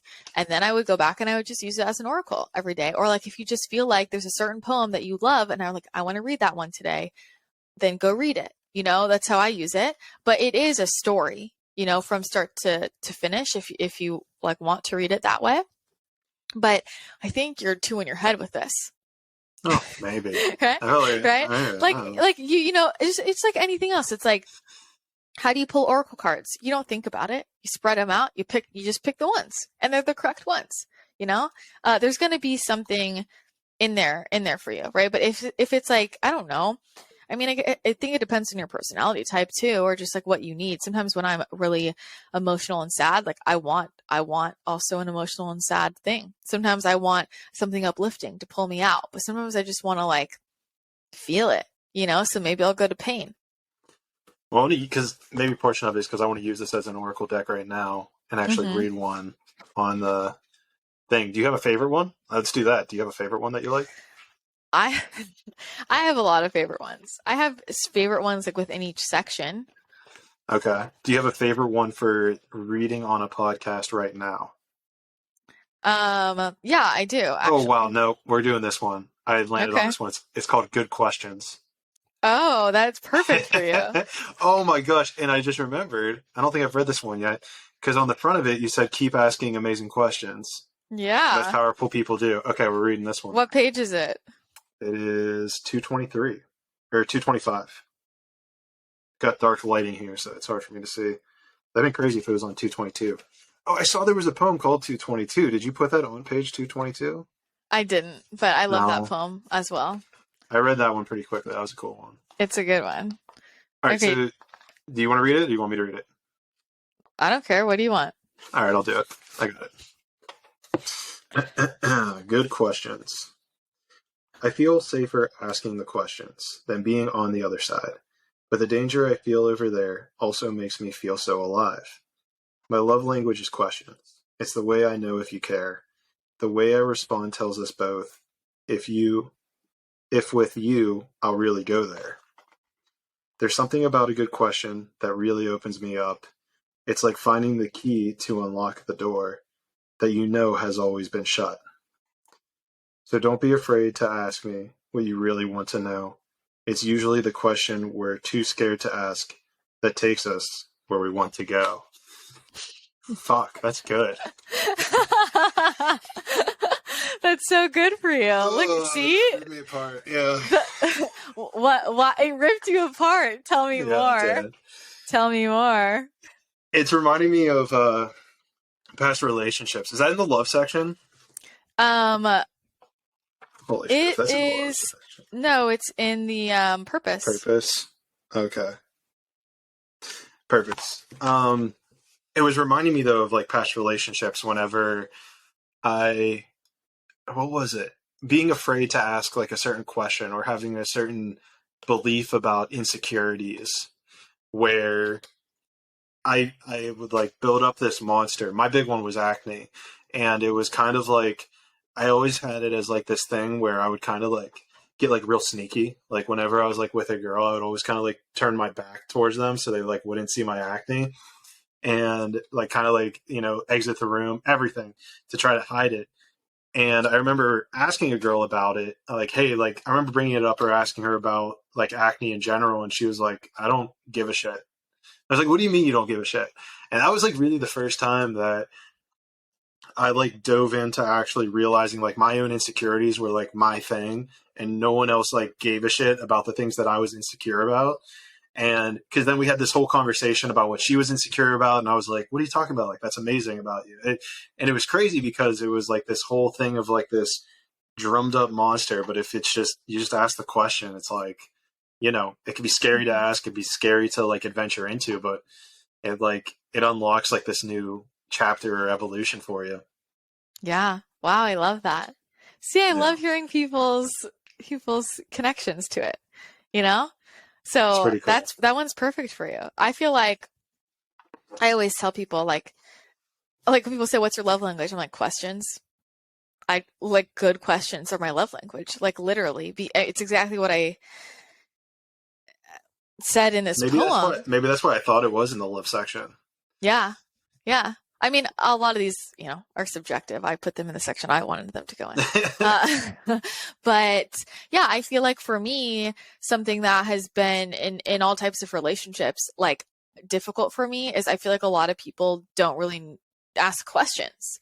And to me, when someone's asking me questions about myself, it's because they're interested in me. Like that's how they're expressing an interest, whether that's in any capacity. Like they give a shit. They're curious. They want to know more about me. And to me, if you want to know more about me, then that's like, I care about you, you know? And I've just, you know, have a lot of people in my life who I've met and like, they don't ask me any questions about myself. And I'm like, this is really weird. Right? Like I'm asking all these questions about you because I'm curious about you and you're never asking me anything about me. And to me, I take that as a sign of like, oh, I guess you don't really care to learn about me. Because if you care, you're going to want to learn about me. So I always say like, that's my love language. That's like how I know if somebody gives a shit is if they're asking questions. Well, I think it's so true. Right. And it's interesting. I mean, I think there's so much truth to it. Like, yeah. Well, I guess I'm not trying to call you a liar, but I remember like kind of like along my journey, whenever I was like a little bit more, less socially inept or conversational. It was like that barrier was the questions. Like I wasn't trying to learn much about other people. It was like more of this like internal bravado of, you know, everyone should be asking me about myself. But it's interesting because it's like one of those like you get what you give kind of thing. Like if you want people to ask about you, you should ask about them, you know, and it should be this like mutual exchange. And it's honestly a beautiful way to figure out who does care, right? Like if you're sitting there asking all these questions and then they're not, you ask them about their business, their like life, their hobbies, and then they aren't going off it and like asking you the same thing. It's like, okay, is this really someone you want to be around? No, 100%. Yeah, I have had that a lot. I think especially in dating, that's like my clearest. That's a really common thing. You know, I'll just say like I work with a lot of women and like we talk about dating and relationships all the time. Like that's like the main topic of conversation. Every iteration of my business, it's, you know, you're always talking about relationships and this is like the main female complaint. It's like, how come guys don't ever ask you any questions? And obviously there are many men who do, right? But it's like a very common thing of like to go on a date and you're like, I'm carrying the whole conversation, right? And especially when you're a podcast host, right? And you're just used to asking a lot of questions and other people aren't used to it. So whenever I notice somebody asks good questions, I'm like, oh, this is somebody I could have this is an actual conversation. It's two-sided, So I don't know how much of that is like, because it comes across as like self-interest, like just self-interested, like I just care about myself, when that's not actually usually what's going on. It's usually just like they're not used to asking a lot of questions for whatever reason, or they're just not like used to being asked so many questions. Like a lot of people, like no one's ever asked me this much, so they just keep receiving it. So it's just an interesting conversation That's a good dynamic, point too. I find. Here's an interesting thing with like relationships and questions as well. I feel like I never really like ask questions, I don't think, that really dive into like their family, for instance, like how many brothers, sisters, what's the relationship with your parents? I mean, and so like I could kind of tell you who people are, kind of like at a general sense, but then it always kind of strikes me as odd because, and I think my mom usually asks me questions about that other people and like, well, what's their family dynamic? Like who are their brother and sisters? How many siblings? And it's like, it's interesting to me because it's almost like the physical items don't really come up or interest me. Is that like a dynamic that you've seen as well, where the questions changing between like who is in your life versus, and as I'm speaking this out loud, I see the importance of it, but maybe the questions of like, how many siblings do you have versus like knowing you or knowing someone at like a deeper level of, okay, good questions is your love language. Yeah. I mean, I think that the questions that you gravitate toward first, like naturally, are going to be indicative of what values and things are most important to you. Like whatever you're looking for most in a romantic partner or in a friendship, like whatever questions you're asking first, you're going to go for the things that are what you want to know of, like, is this a potentially a good match? So for me, I'm the same way of like, if I'm first getting to know somebody, like I usually like forget about that stuff. Like, how many siblings do you have? Or like what, like I'm getting the other stuff first just to kind of like pre-qualify. Right. And then, cause if we can get to the other stuff, great, cool. So then tell me more about what's going on there. Right. So like my order of operations is maybe different than somebody else, or maybe somebody else, one of their top priorities is I want somebody who's, I don't know, like comes from a big family, or they're really close with their parents, or like some people, like that's a top priority for them, versus my top priorities are like, do you talk to your spirit guides? Like, is that okay? Are you doing personal work? Like, is this person do like personal development, like real work? So it tends to be a different conversation straight off the bat. And then I get to other things later. So I think it's just like, whatever seems most important to you personally, which is a preference. And I think also, in earlier generations, like I think about like our parents' generation, like when you're looking for a romantic partner, for instance, the questions you're asking, like the order in which you're asking them is going to be indicative of like, based on that generation of like, what am I looking for in a partner? Right? Like, what's their family like? Like, can they, can they provide for me? Like, is this going to make sense logically? Where are you from? Like, what's your career? Like, will this work logically? Right? And that was more of the first thing. We got to make sure the logic's going to work. And then it was more of the emotional stuff, like secondary. And I think our generation is much, because logic isn't as important. Like, people, I could be in a long distance relationship. There's the internet. Like, we're less worried about that. And if you're here listening to this, you're the type of person where it's probably the most important thing for you is, can this person meet me emotionally, intellectually in conversation? Because I can't have dry conversations, right? It's just not going to do it for me. So if that's your top priority, then that's what you're going to be going for, first. And so I find, I'm similar, where it's kind of like, that's not the first thing I'm going for, but I can also tell if I'm being honest, if let's say I went on a date with somebody and we're sitting down like, so like, where are you from? How many siblings do you have? What do your parents do? And that's the first thing they're asking me. I can kind of tell like, okay, we might be different kinds of people, because that's the first thing, not always, but I can just sort of tell like, if that's where your brain is going first, that's the first thing you want to know about me. Then we might kind of just think differently. Gotcha. No, that's honestly it's really powerful observation, because I know that I've had, how do I want to articulate this? Not insecurities, but maybe self-doubt of knowing people whenever I get hit with those types of questions. And and you then approach it of like, well, I don't know the answer to that. I don't know how many siblings they have. I don't know, what their parent status is. I don't know what these things are. And I feel like that's so important, especially probably for this audience specifically, even more so, because if you're like, it almost, it gives this feeling of thinking that you don't truly know who you're talking to because you don't know the answers to the questions that maybe somebody in your life cares about the answers to. Mm-hmm. Yeah. Well, and it's like, what does it mean to really know someone? Right. And you know what I will say is like, I can have I think about people who I have a session with. Okay. And in 1 hour, people will tell me, people have said this to me gazillion times. Holy shit. After 1 hour, you know me better than anybody in my whole life. Right. That's crazy. And they say that they feel that, right? They'll say that to me. And I look at that person, I'm like, yeah, I know you intimately, right? Like whenever you do this type of work with somebody, like it's an intimate relationship. It's really personal stuff. It's like your deepest fears and insecurities and biggest blocks and biggest dreams and like all of that stuff. A lot of the stuff you don't tell anyone else, right? Or it doesn't come up much. And like, no, that person will say that to me and I'm like, yeah, I know you very, very well. Right. And they leave. And you know what I don't know about them? I don't know what their parents do. I don't know how many siblings they have. I mean, maybe if it came up, but it's probably just around one sibling who's annoying them, something like that. It's like all of those logistics I don't necessarily know, and I don't need to just to really know that person, right?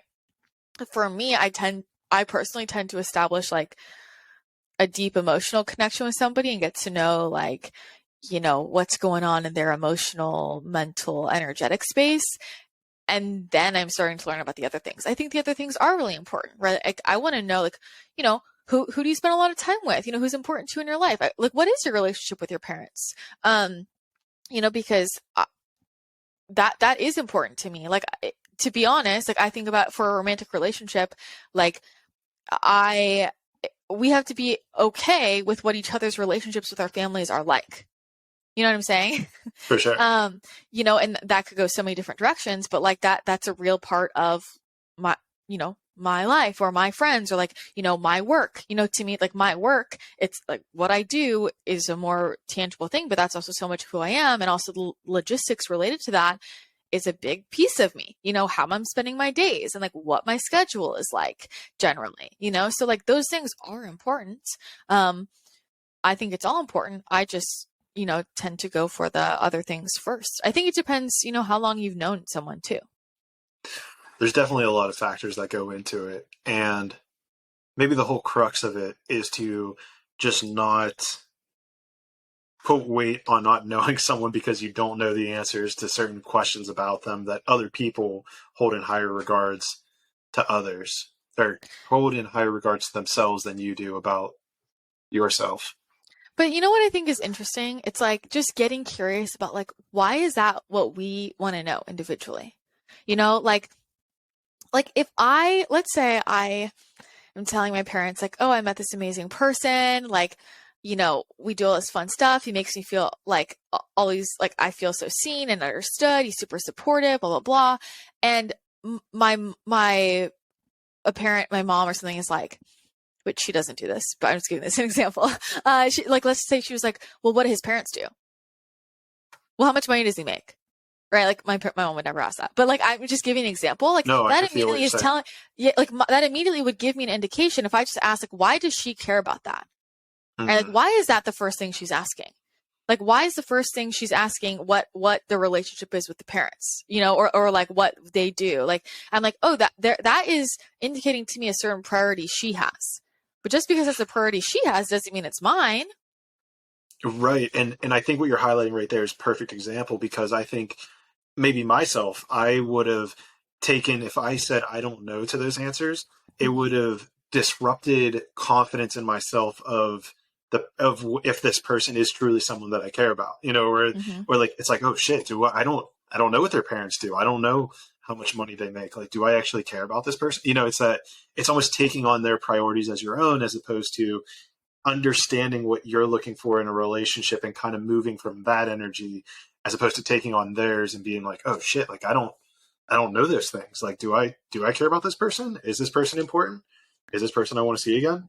Yeah. Well, we have to look at this is like my whole next book, like what it's about. But Well, it's a good little prelude to it. what do we connect over? You know, the problem in a lot of relationships up until this point is people connect and build relationships over surface level shit. It's not about real soul resonance. And that's why the relationships don't work out. That's why the relationships stay surface level, right? And like that's what most people have been taught, you know?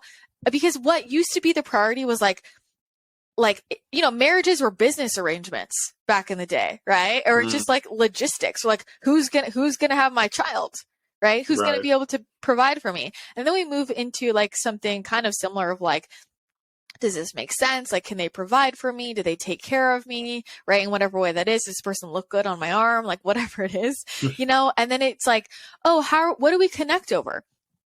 Oh, we both have, you know, we both are from this place. We both like to do this hobby. You know, we both come from this type of family, right? We both share this in common.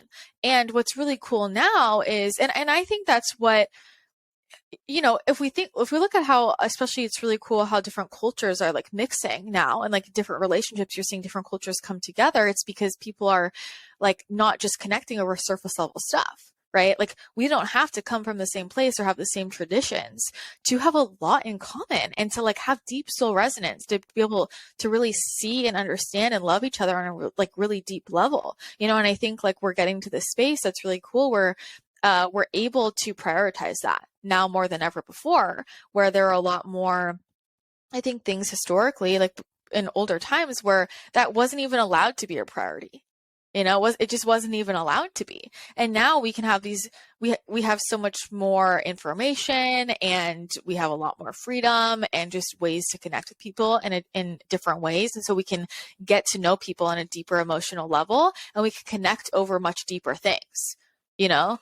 And maybe even more so, not even just allowed, but like the environment, the social landscape just didn't even provide opportunity for it, right? I mean, if you're totally worried about so many different things, you don't have time to think about, okay, like what's my soul like trying to articulate here and trying to figure out on my path. It's like, nah, it's like, where's the next dollar coming from? Where am I making my next buck?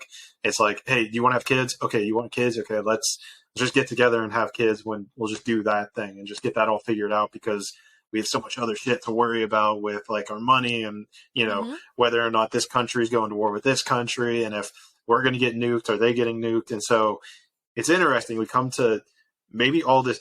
Wow, that's actually really crazy because, you know, I've had this kind of thing through my traveling where like first world countries seem to be almost the most unhappy. Like you go to third world countries and they're so much more hospitable. They're so much kinder. People just want to help. And it almost feels like in the first world countries, we got past the issue of worrying about all like the little bullshit. And it's almost like we do need that probably spiritual renaissance of some sort to come about so that we can still find gratitude and appreciation in all of these little things that we experience on a day-to-day basis, because we no longer have a tiger in the jungle that we need to worry about. We're in a very insulated and very safe space. I mean, you know, it's the safest it's really been in the longest time. And I know it's not perfect. It's always getting better. But, you know, it really, wow, it really is that these first world countries need to almost have this spiritual renaissance within them in order to become a more harmonious and loving place, because otherwise we're going to just make everything out to be this next tiger in the jungle. Yeah, I mean, I think there's like... did we lose your voice again? Hold on. Do we need to stop it and restart? Can you hear me now? All right, I'll stop the recording. We can restart. Too high of energy, I guess. We just keep getting kicked off. I don't even know what we were saying. But yeah, I think we have this space. We have the space. We have the luxury of like having like space to prioritize different things. You know, I think I was just thinking about this. I was watching one of those British royalty shows on Netflix, you know? And I like, you know, I love Bridgerton, like all that stuff. And like, you know, most of that is not true, but like, I am so grateful that I am in a space where like I get to choose my husband. And if I chose not to have a husband, or if I chose not to have kids, I wouldn't be cast out by society.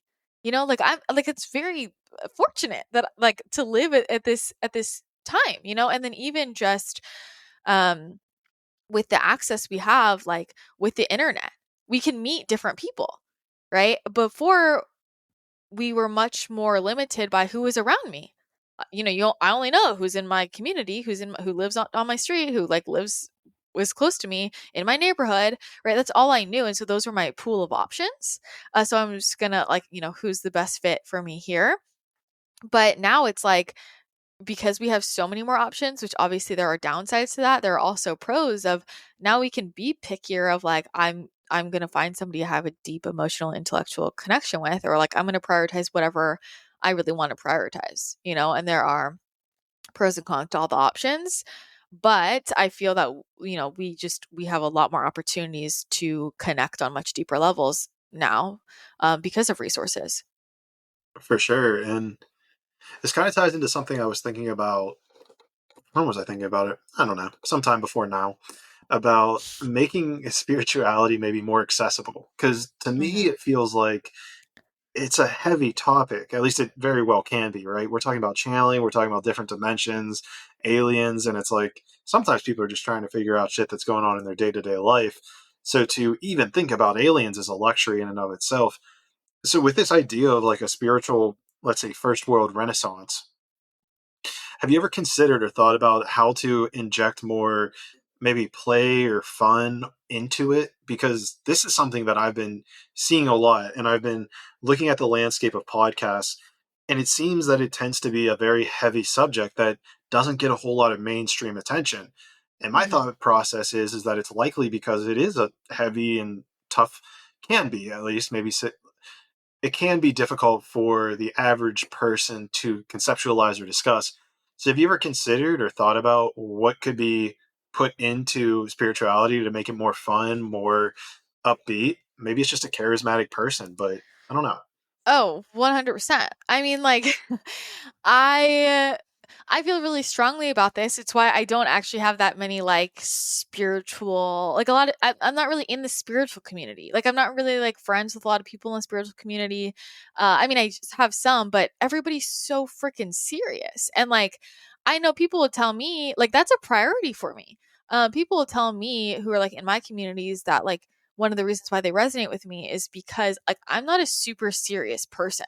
Like I can be serious, but I have a very dry sense of humor. I'm sarcastic, and like the way I deliver stuff is funny. Like I make people laugh a lot, you know, and my interaction with my guides makes people laugh. Like people will tell me they're like watching my YouTube videos when I'm channeling and they're like, I'm literally crying laughing. Like this is so fucking funny, Hmm. you know? And for me, that's super important. That's my personality. And you can take anything. You can take anything. It's spirituality, but any industry, any topic, and like you can make it this really serious, intense thing, or you can make it fun and like play with it. And to me, spirituality is the most fun thing. It's like life is magic. Like life is literally magical. Like I'm living in the wizarding world of Harry Potter, right? I'm like riding a magic carpet like I'm Aladdin. Like life is like that. And so it's a really fun thing. And to me, it's not like an issue of what the topic is. It's an issue of like, what's the delivery, and how are we communicating about it, you know? So I can take any topic and I can be really serious about it, or I can like have fun with it and play around with it. And then, you know, if we're guiding people through experiences, like if you want to inject that play into it, then that's a choice, you know? So I don't think it's like an issue of like, I think spirituality is really heavy and really dense.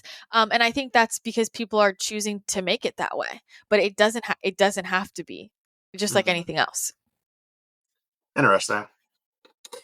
Yeah, because I think that's definitely something that I've been looking at pretty recently and thinking that it's something that this space I feel like needs more of. It seems like something that this space needs, that like air of relaxation behind it versus this whole like, I don't know. I mean, yeah, it's interesting how so many people make it heavier than it needs to be. But that's cool. That's cool that you're at least heading that way of injecting that sarcasm and humor into it. And I guess I'm hoping to do the same. And it's probably why I made this joyful piece, Yeah. intention the other night. Well, and that can just be like a choice you make, and I think for me, sometimes I'm having conversations with people and like there's always that choice of like, do I meet them at the frequency they're holding right now, or do I hold my own and like try and force them to be on my wavelength in this moment in terms of how we're communicating about this, knowing that maybe they'll calibrate to me, knowing that maybe they will not. And then I'll just be the one laughing about it and they're going to be like really serious, So I think there's a choice we can make. And especially, for me, if I have a guest on my show, for you with guests on your show, like you're the one who's setting the tone, right? Like the host is the one who's setting the container. And sometimes I get on podcasts and I mean, we're friends, right? So I'm just like being like, we're just chilling. But like sometimes I get on a podcast, and it's somebody I've never met before. And I immediately like, I am trying to tell, like, I'm just kind of I'm letting them lead, right? Because they know their audience and they know like the energy of the show. So For I'm sure. always letting the host like kind of lead the energy. And some people are much more lighthearted and kind of like, we're shooting the shit. Other people, it's just very intense, very serious thing. And I'm like, whoa, okay. And I can just kind of tell based on their questions, and I try to just honor that of whatever the energy of the show is, because if somebody's tuning into that consistently, it's probably what resonates with them. But I think like if, for all of us who want it to not be so serious, because our responsibility of like, I'm going to set my containers up to be at this frequency, like, so I do that intentionally of like every container I'm setting. And that could be, those are paid containers, but those are also, um, like podcasts and things like that, or YouTube, like I'm setting the energy. Right. So what do I want it to feel like? And what I know for myself in my own journey is like, this path is not easy. There's a lot of deep work. There's a lot of deep thinking. There's a lot of intense thoughts. And I have to have a balance with other stuff. People who know me in my personal life, like I am like super goofy, super weird, not serious, always laughing. Like I'm constantly laughing about everything. And I love being that way. If I was serious all the time, I would be bored. I wouldn't feel good, and for me, it's like I'm conscious of it because I take like a book like this, right? If I'm doing a deep dive, like we have a deep dive series on this where I'm like, going through page by page and breaking this down, it's intense. It's intense. And so I know I can't even do that level of intensity for that long. So I'm going to inject my own bit of humor into it. If I'm doing a deep dive call, I'm the next day probably going to make some type of YouTube video or whatever that's like a lot lighter, and I'm just like joking around, screwing around. And I think that people learn best through humor, to be honest. There's a reason why that resonates, and like people really are able to receive information that way. And that is something that, I mean, since I was young, my guides always told me, they said, like, never lose your sense of humor. Like make sure that you're always bringing that into everything you do. And it's so it helps other people, but it's also for my own sanity, because like if we can't have fun with it, there's no point. Oh, for sure. No, that was for sure something I think that was, I don't want to say bogging me down, but something I was trying to reconcile myself, where Mm-hmm. if you have these 2-3 hour conversations with people and it's very serious, like just weighs on you energetically. And like at Yeah. the end of the day, it was like, it's like I would have to like take an hour to myself to just like chill the fuck out and like let all that energy go. And then there was this other element, and I don't know, I'm hesitating to go into this. I don't know why. Why am I hesitating to go there? I'm hesitating to go there because this feels like it's coming from a place of ego. Humbly as I can say, there's a desire in me, and honestly it got to this place of like this inner knowing where I see myself as being someone who's at the top of top podcast charts in general. It's just like this thing that I want, and there's this internal knowing. And I think this is where that fun is kind of coming back into it, of why are there no spirituality at the top of these charts? Why in the top 10 of all podcasts is it like some chick talking about sex, some dude who just randomly talks about jokes, a scientist, people who talk about the NFL and sports?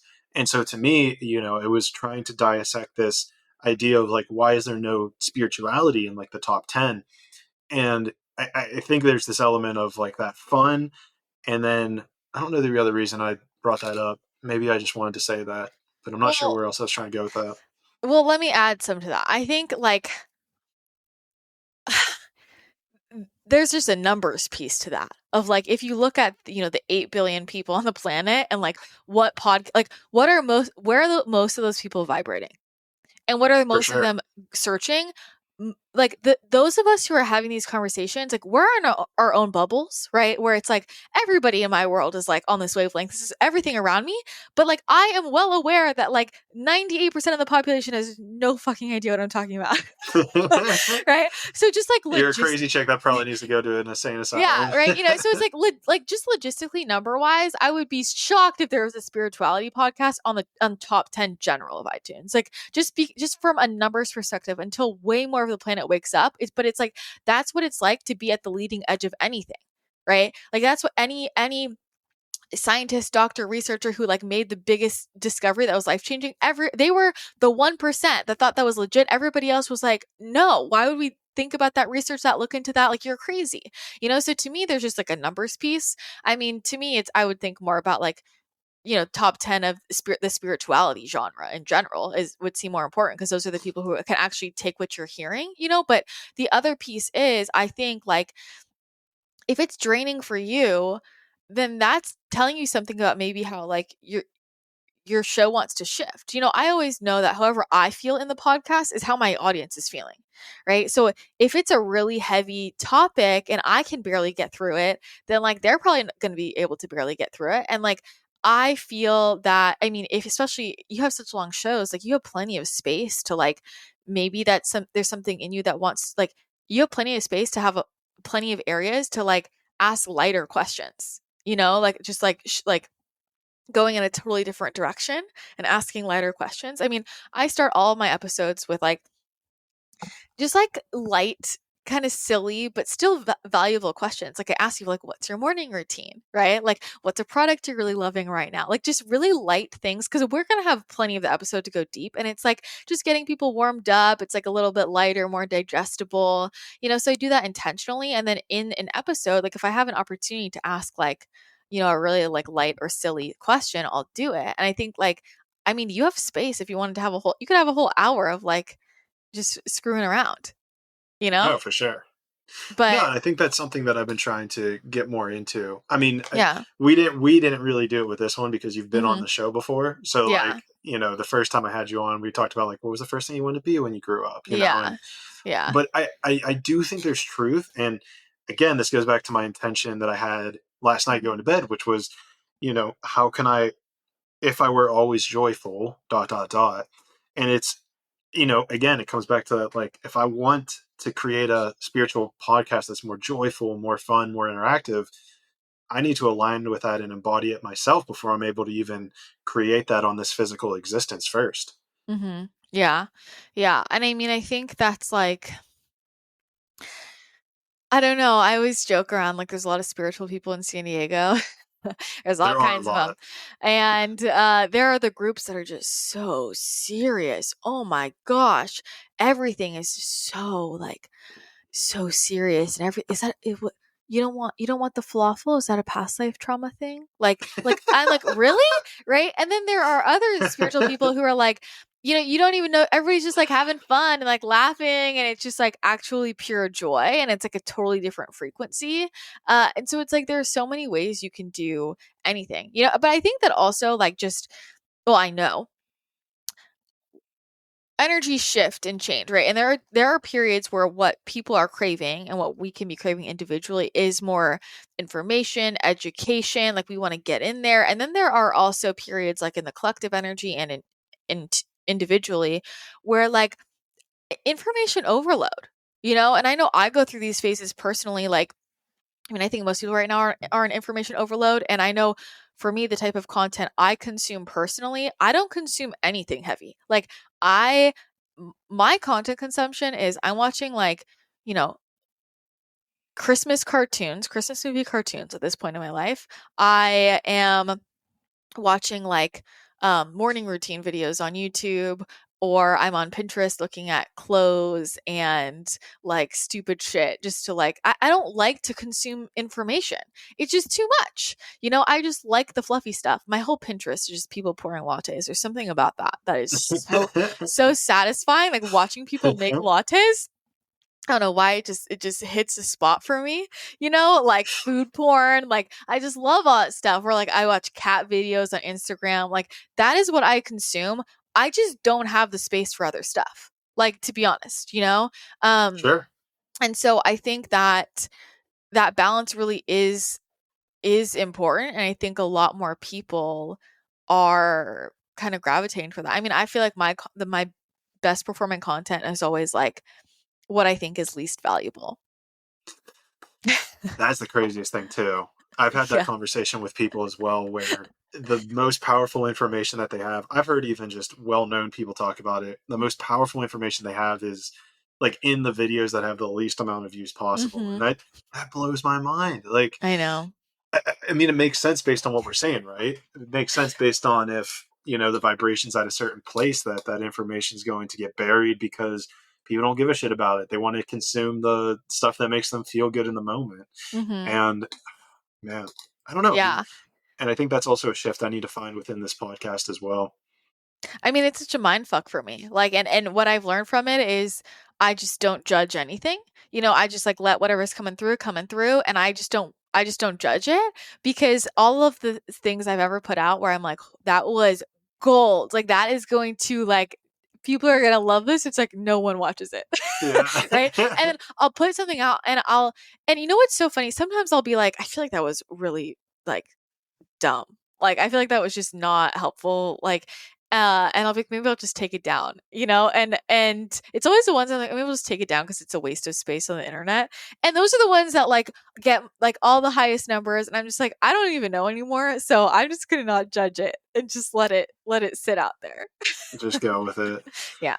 I mean, it seems like, I mean, and there's probably a life lesson in there somewhere of just not overthinking it, just putting Mhm. in kind of just doing what feels right, right? Just Like, yeah, and just like trying less.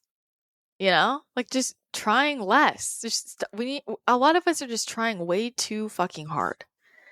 And it's because we like want it. It's because we want it, Christina. I know, but then we think that we have to try so hard to get it, and that's the problem. And like in trying so hard, we're creating so much resistance we can't get it. And the thing is, your life becomes so much easier when you're just like having fun. Like every day. That's when you're most magnetic. Or like my business, anytime in my business I've tried has been my lowest numbers. And anytime I'm like, I don't give a shit. I'm just going to do whatever I want to do. And if I don't want to do it, I'm not going to do it. That is when my business has taken off. Those are always my highest periods of time. I just think people try so hard, and then that is what gets in the way. And the same thing with spirituality. Like you don't need to do all of these things to be a spiritual person, right? Like you don't.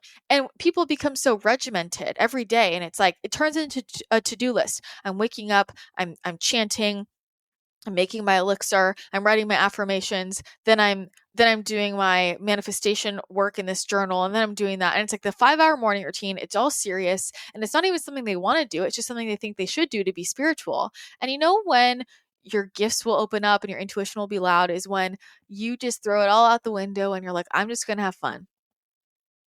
It's the best vibration to be in, too. It is. It is. So it's trying less Trying is the less. answer. Seems like that comes up a lot. Just doing a little bit less, not pushing your head against the wall, just kind of taking the foot off the gas a little bit, and just.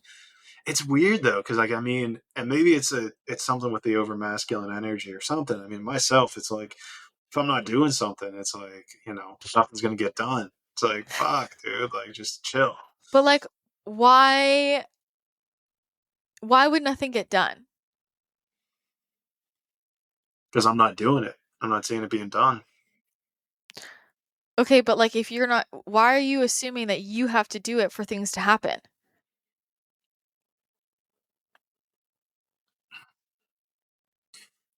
I mean, I know the Why are you answer. not like I'm like the thing is this is when you still think you're in it by yourself. You still think that like you have to manually do it for Well, the thing to get produced I know versus the like answer is programming.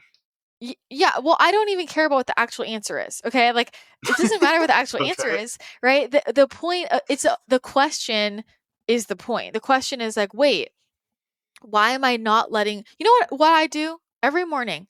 whatever I want to create in my business that day, I sit down, I meditate, I send out a telepathic message, I ask my spirit guides, and you know what happens is I will have messages in my inbox of people asking, "Hey, are you offering this anytime soon? Hey, do you have any more spots? Hey, when are you doing your retreat?"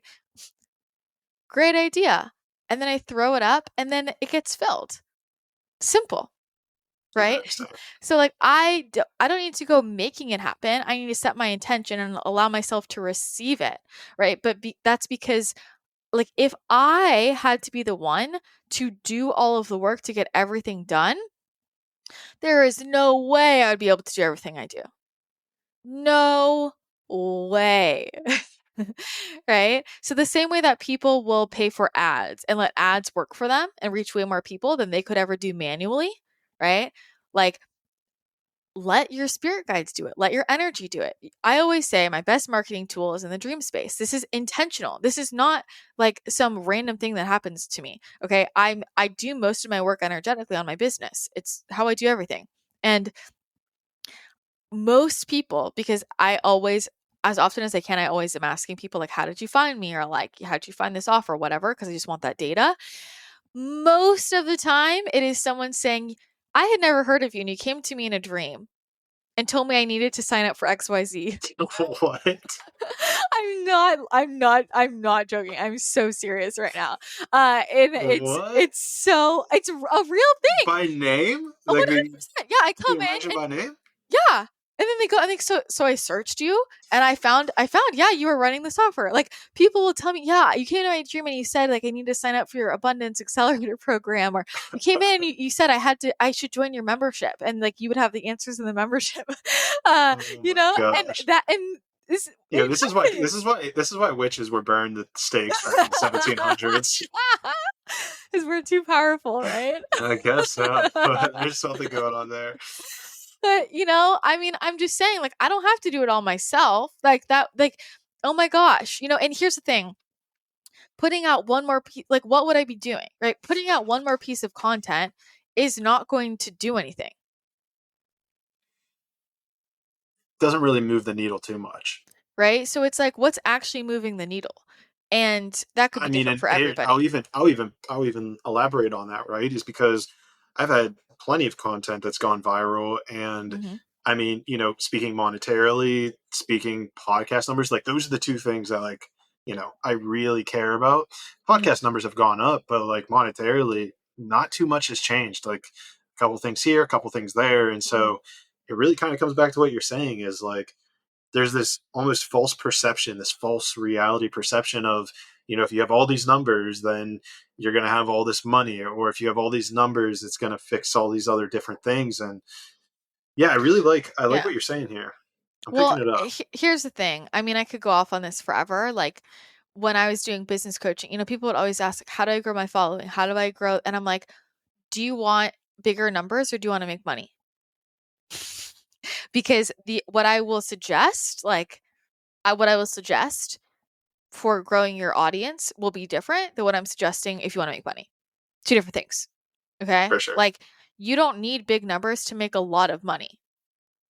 You don't at all. Most of the people, like the people I know who make the most money, don't have huge numbers. And I have worked behind the scenes of, I mean, I have always had way smaller numbers than a lot of people around me. And I make like literally like 100x a lot of those people, right? But I've also worked behind the scenes with a lot of people who have huge followings, right? Huge podcasts, huge Instagram, huge YouTube. And like those are the people who would come to me for coaching and they're not making any money because it's two different things. It's two different things. You know, so For then it's sure. like, well, what is it that you want? It does like whichever one you want is fine. It doesn't matter. But like it's a different energy to hold, it's different work to do, it's different thoughts to have, it's different priorities if you're looking to increase, you know, like financially versus numbers. And Different things. I can for sure attest to that because I know that my intentions were set around. It's weird because like subconsciously it was like, oh, I want money, but Mhm. but then I was like almost not putting those as my intentions. My intentions was the following, it was the views, it was the generating an audience. And it's like, but I was like, but where's the money? It's like, but you Mhm. didn't ask for the money, you asked for the followers, not the money. Mhm. 100%. Like different That's things, powerful. you know? And like, I know for me, I'll go through phases of like, I'm putting out a lot of stuff, like I'm all over social media, whatever. And then I go through phases where like no one knows where I am. I'm gone. Um, because I have a different intention in that season. And there are seasons where I'm interacting or I'm talking to people where I'm, just like putting my energy out. I'm growing like that. There are periods where we're growing numbers. And then there are different periods where we're making money. Like that's the main focus. Like obviously money's always coming in, but like in those periods are usually when I'm MIA because I'm doing the stuff, you know, that I need to do because I'm focusing on attracting in money. Right. So it's a different thing. Well, then help me out here with this, because in my mentality, maybe I'm wrong here, money is more of a masculine energy and doing is in masculine energy. So is there not a correlation between needing to do to make money? I mean, because I'm on board. Mhm. I want to dive into what you're saying of, people will just come to me asking, but where's like the disconnect that I'm seeing here with like masculine energy, doing, and money? Well, with everything, like, okay, yeah, money is a supportive energy. It's masculine energy, but like for us to attract in anything, there's a balance of masculine and feminine energy. So there's a balance of aligned action, right? Taking aligned action, being clear with goals, like putting things out, setting up containers for us to receive money. And then there's also the balance of the feminine energy of actually receiving it, right? Being able to receive it. So when I'm saying like I'm doing the things I need to do, um to make money because I already have structure set up. A lot of times what I need to do is I need to meditate, or I need to get a lot of massages and my nails done. Like I need to take time off. I need to Mm, have a vacation, and that's what I need to do to make money. So like when money is coming in, it's because I'm in receiving mode. So when I'm in receiving mode, I'm often like offline, like doing my thing, like just chilling, living my life, having fun, relaxing, resting, whatever. And that is when the money actually has the space to come in because I'm in receiving. With money specifically, a lot of people are so in masculine energy, they're doing, doing, doing, and they're never shifting into the energy of receiving, so the money never comes in, which is why a lot of times when people go on vacation, that's when they manifest a lot of money because they finally have put themselves in a vibrational space to actually receive, so there's a balance of both of those, and there's also the understanding of it's not just doing, but it's whatever I am doing, it like whatever the action is it actually in alignment of like with me getting the thing I want, And so a lot of times the people's action, what they're putting out isn't even in alignment with the actual result they want. Like what we are just saying of like maybe the action is they're doing all these things and they're growing in their numbers in terms of their audience. They have a lot of followers or whatever, but that action isn't necessarily in alignment with you receiving money. Right. okay. So it's like whatever my intention is, I need to be clear that the action is in alignment with that thing, not something else. Right. So like it's like I have to have the masculine structure. I'm gonna take aligned action and have containers for the money to come into, but then I have to also be in my feminine so that I can actually receive my manifestation. Gotcha. It's a really interesting way to look at it. Yeah, because sitting in the feminine isn't something that I'm very commonly comfortable with, and so it's an interesting reflection of like this parallel between the catch 22. So is it almost just even just stepping away from the business, stepping away from it to let whatever the groundwork you've laid out to just like do its thing? Yeah, totally. So it's like, I mean, I like let's say I'm launching something, right? I always tell people it's like, okay, so you have the period before is when you're in your masculine energy. Like let's say I'm launching something, and I'm setting everything up. So I'm getting everything ready. Let's say I'm writing marketing emails, I'm writing a couple posts, I'm creating some graphics I'm going to share on my stories, whatever it is. I'm, recording something in my podcast. Like I'm basically putting the offer out there, right? So I'm getting all of that set up, and then did I lose you? Yeah, oh, there you are. Okay. Yeah, I lost you Okay. for a second. Um Gotta love it. Gotta love it. So I'm setting things up. I'm setting up. I'm going to do a marketing email, podcast, Instagram post, graphics. Like I'm in my doing phase. But then the week I'm doing that all ahead of time. But then the week I'm actually launching, when it's all going out, that's already been scheduled. I'm not doing that. Is the week I schedule self care every single day. I'm resting, I'm sleeping a lot, I'm taking baths, I'm doing nature walks, I'm chilling, I'm meditating, I'm watching funny movies. Launch week, I'm always in receiving so that the money can come in, right? So I'm balancing those out equally. And what people do is they're launching something and they're like going within it. And they've basically just shut the door to actually receiving much. So it's a whole lot harder for them to actually bring the money in. Gotcha. It's being able to figure out that balance of feminine energy with it. Mm-hmm. I mean, but you have processes though, or you have items like your community that you leave open all the time, right? Like the accelerator. Mm-hmm. I think I signed up for that a while ago, but I don't know that I completed it, so I got to get back on that. Check You out should that complete it. activation accelerator, the 30-day. Yeah. Is it still available there, or do I need to like re-sign up to get the emails? No, it should all be there. Okay. Depending on when you signed up, we moved it into like the Ascension Actor, we moved into a portal, so it might have just been moved, but Okay. that's totally free. So anybody listening, like you can sign up. So it might be just in the portal now, but you have Okay. access to it. Yeah. I'll get back to that. But even as an example, right? Like that's already set up and in place. Mm-hmm. So then how do you cultivate receiving energy around this thing that you've already created and put out there? Well, I'm just always in receiving around it. You know what I mean? So it's like that's what I'm saying is like anything I'm creating or I'm putting out or I'm setting up the structure for it. So like living things, passive income, so to speak, it's already out there. That's been the masculine part. And then the rest of the time, like I'm just kind of in receiving around it. So like I might put something up reminding people it's there, and then I'm resting after. But to me, it's a day of it's a way of life. Like to me, I don't, if I'm launching something, it's a very like, okay, this period I'm going and I'm doing, in this period I'm resting and receiving, but my lifestyle is about receiving because I am naturally somebody who could be going, doing all the time. So I live my life with an intention to almost be out of balance and have so much receiving, because for me to feel like all I'm doing is receiving is actually when I'm in balance, because I'm so naturally like going, doing. So Whoa. any space I have, my priority is receiving and resting, and it's you really got to think about that. Like if we think about optimal energy balance and optimal flow, vibrationally, is equilibrium. Masculine and feminine energy like are in equal balance. Most people are like 98% masculine energy. Or when they think they're in feminine energy, they're still in their masculine because they're doing self-care. They're giving to themselves.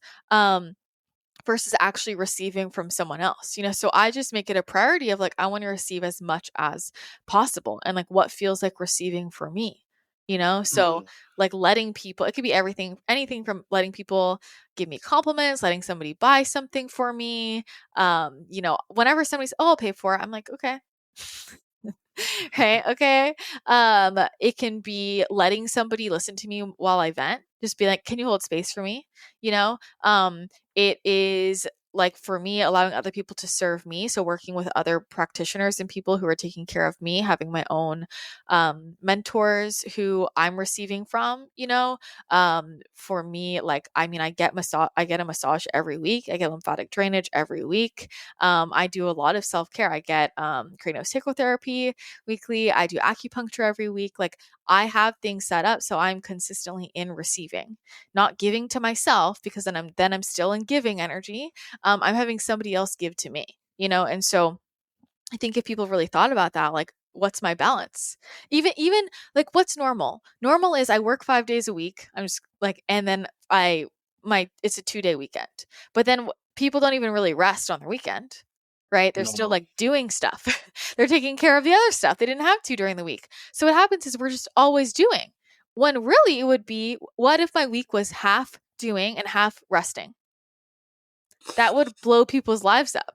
Yeah, that gives me a lot of anxiety just thinking about that. Right? Yeah. Right? Like for most Yeah, people no, for for sure. sure, For sure. Yeah. right? But I think Well, that's it's the because we reality come from check we this need. such a doing energy. Have you ever like done any thought or talked to this guides about like what cultivated this doing energy? I mean, maybe it ties into what we were talking about earlier with the history of how barbaric it was and how chaotic it was. But Mhm. have you done like any thought or talk to spirit guides about why it is that we are so much in our masculine energy as opposed to maybe even the opposite of all of society being in its feminine energy? Yeah, I mean, a few things. One is fear, but the main thing is it's programming designed to keep us in the system so that the people who are in power stay in power. If everybody had that balance, if people were like, think about it just tangibly. People pay for convenience. Why? Because we're tired and we don't have time, right? Time is the resource we can't get back. So people will pay for anything that will give them more time, right? I will pay for somebody to deliver to my house. I will pay for Amazon. I will pay like For sure. whatever can save me time. What choices do people make when they are stressed, when they are tired, and when they don't have enough time? Right? That just promotes more consumerism of like, I'm going to pay all for all of these things. It also keeps people vulnerable. If people had a lot of the time and space, like they had more space, they were more well rested, their intuition came on, they had more time to learn new ideas, and they had more time to take care of themselves, they would be stepping into their power, they would be getting more information within themselves, and they would be connecting with other energies, they would be accessing more of their gifts, their bodies would be healing themselves, like they would be able to be their own healers, problems would go away, and then who would get paid? And then also, how many people would realize the problems with the people who are in power, and they wouldn't stay in power anymore, right? So it's like, it's a weakness play, essentially. It keeps people busy. Right. I got to sit with that. It's pretty dope. I need to actually sit with that and not try to impose my masculine energy on it to figure it out. I had this really like life-altering experience once, many times, but specifically around this, where I was you know, not even in the astral, beyond the astral. I was like in the monarch being's energy, okay, which is beyond any like reality, okay? And I was looking down, watching watching this earth thing and watching the humans. And at this point I'm like in this other consciousness, and I just start laughing. And I'm laughing so hard because I'm watching from this other lens, and I'm like, and again, this is like this other version of me, right? And I'm like, oh my gosh, these humans, they're so stressed about this money. Like they're spending their whole lives like stressing out and trying to figure out money. And it was like honestly laughable because I'm like watching these dynamics, and people are like, yeah, I need money. And I'm like, I'm like crying laughing because I'm watching this, and I'm like, oh my gosh, they're so serious. And they're doing all of these things when they could be doing like, you know, way, way less, like barely anything. And the money would still come in, and they're trying so hard. And I was like laughing at it because it was so almost comical. It was like watching a comedy movie where, somebody's trying so hard, like, and they just keep fucking up, or it's just like they're making it worse because they're trying so hard, and you're just like, oh my God, stop, but it's funny when you're watching a comedy movie. I'm getting the image of like Home Alone when they're trying to capture the kid. Yes, exactly. Yeah. Exactly. It's just like that. And that's what I was looking at. And I was like, do they even realize it's not even real? Like, we're spending our whole lives trying so hard to like make money, right? So we can survive. And it's like, money isn't even real. It's not. Like, there are numbers on a screen. Like, it's paper that somebody said meant something. There's not even enough paper that represents what we're saying there is. Like, it's literally a made up fucking thing. It sounds like you're saying buy Bitcoin. I'm not saying that. I'm not saying that, but I'm just saying it was like just a really interesting perspective, like where it was much more ingrained for me because it was like, because I was like kind of oriented from a different dimension, like looking down on it, and even like looking down at myself and things that like I've done in the past, and I was like, what was I doing? Like I was trying so hard, and that's how I feel just the more I've gotten into manifestation and energy work and just seeing how things can happen so quickly and easily. And I just think about, oh my gosh, I can't believe how long I spent like thinking it had to be so hard. It's like, well, people are working, they're running on the treadmill for an hour, and I'm like, lift a weight for 10 minutes. Like, Well, why would Right. you not do it? There's an easier way, So I think that some of that is we just don't know. Some of it is that we're in fear. Some of it is it keeps us busy, and sometimes that's for someone else's benefit. Sometimes that's for our benefit. Sometimes we like staying in that busy cycle, in that rat race, because we don't know what we would do with the silence. We don't want to face our real feelings. We don't want to face that we feel alone. We want to believe that it's all for a bigger purpose. It all has to be for something. Like sometimes that is for our benefit. And we actually like staying busy because it makes us feel productive. And it's not necessarily being productive at all. But, if you don't want the extra space, then you can keep yourself busy. So it's just different ways of doing it. But I think like, if you want there to be an easier way, there probably is. And if you have that desire, that's your intuition trying to get you to find it. I love it. It definitely rings true to me. What speaking on like receiving and maybe specifically with receiving money, is there a deity or an energy that you would recommend working with or channeling in order to more feel and invite in more of that receiving energy into someone's life? Mine specifically. Yeah, actually, I did this episode a while back, where What number so is it? Do you know? I could look it up right now. Um, Plug it. um, I did an episode where I channeled my money witch. Oh, what did I tell you So, about witches? so this energy came through.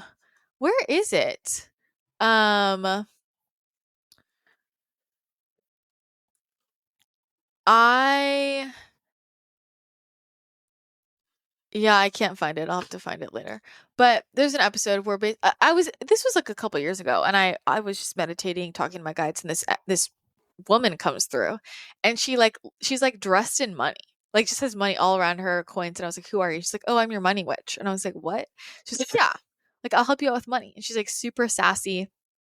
And I was channeling all this stuff from her, and it was super helpful. And she's like, "Yeah, everybody has a money witch." And I was like, "Oh, really?" And she's like, "Yeah, and she's like, just tell them, like, call forward their money witch, and like their money witch will come forward." So I would say, call forward your money witch. If that resonates with you, or you could do something like, here's the thing: whoever's going to help you with money might be unique for you. But that's like something you could say, like someone will come through. If you're like, you could just say, "Can my spirit guide come forward who helps me with money?" You could say that. I have a couple other spirit guides who specifically help me with different things related to abundance, just different guides for me. And then one of the other goddesses that I like to work with around abundance is, people pronounce her name differently, but she says to me, Abundantia, Abundantia.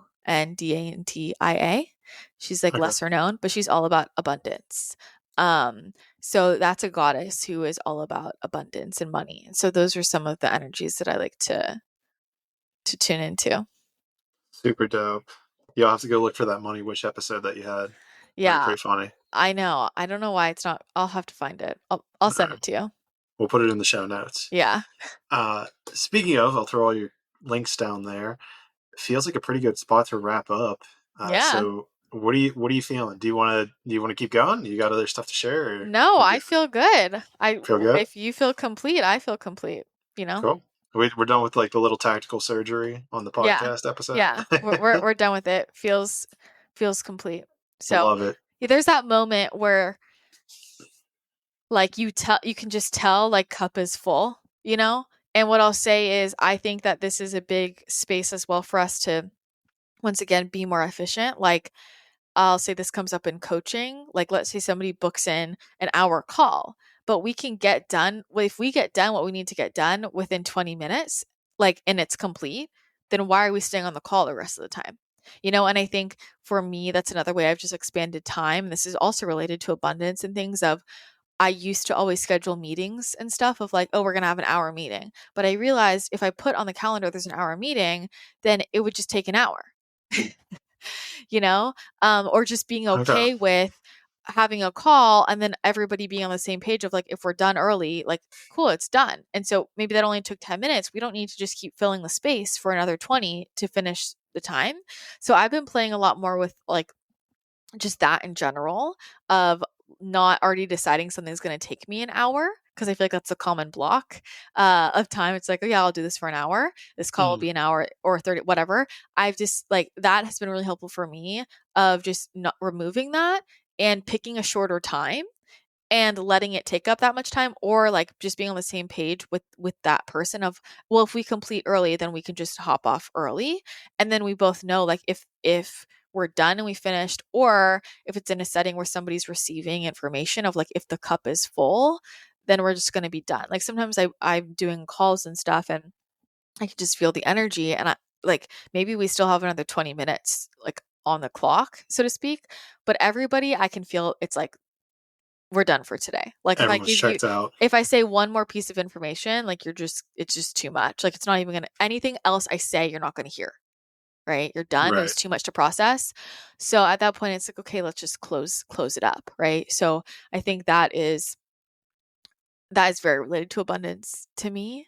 And a nice little time saving hack. It's all about efficiency, I think. I love it.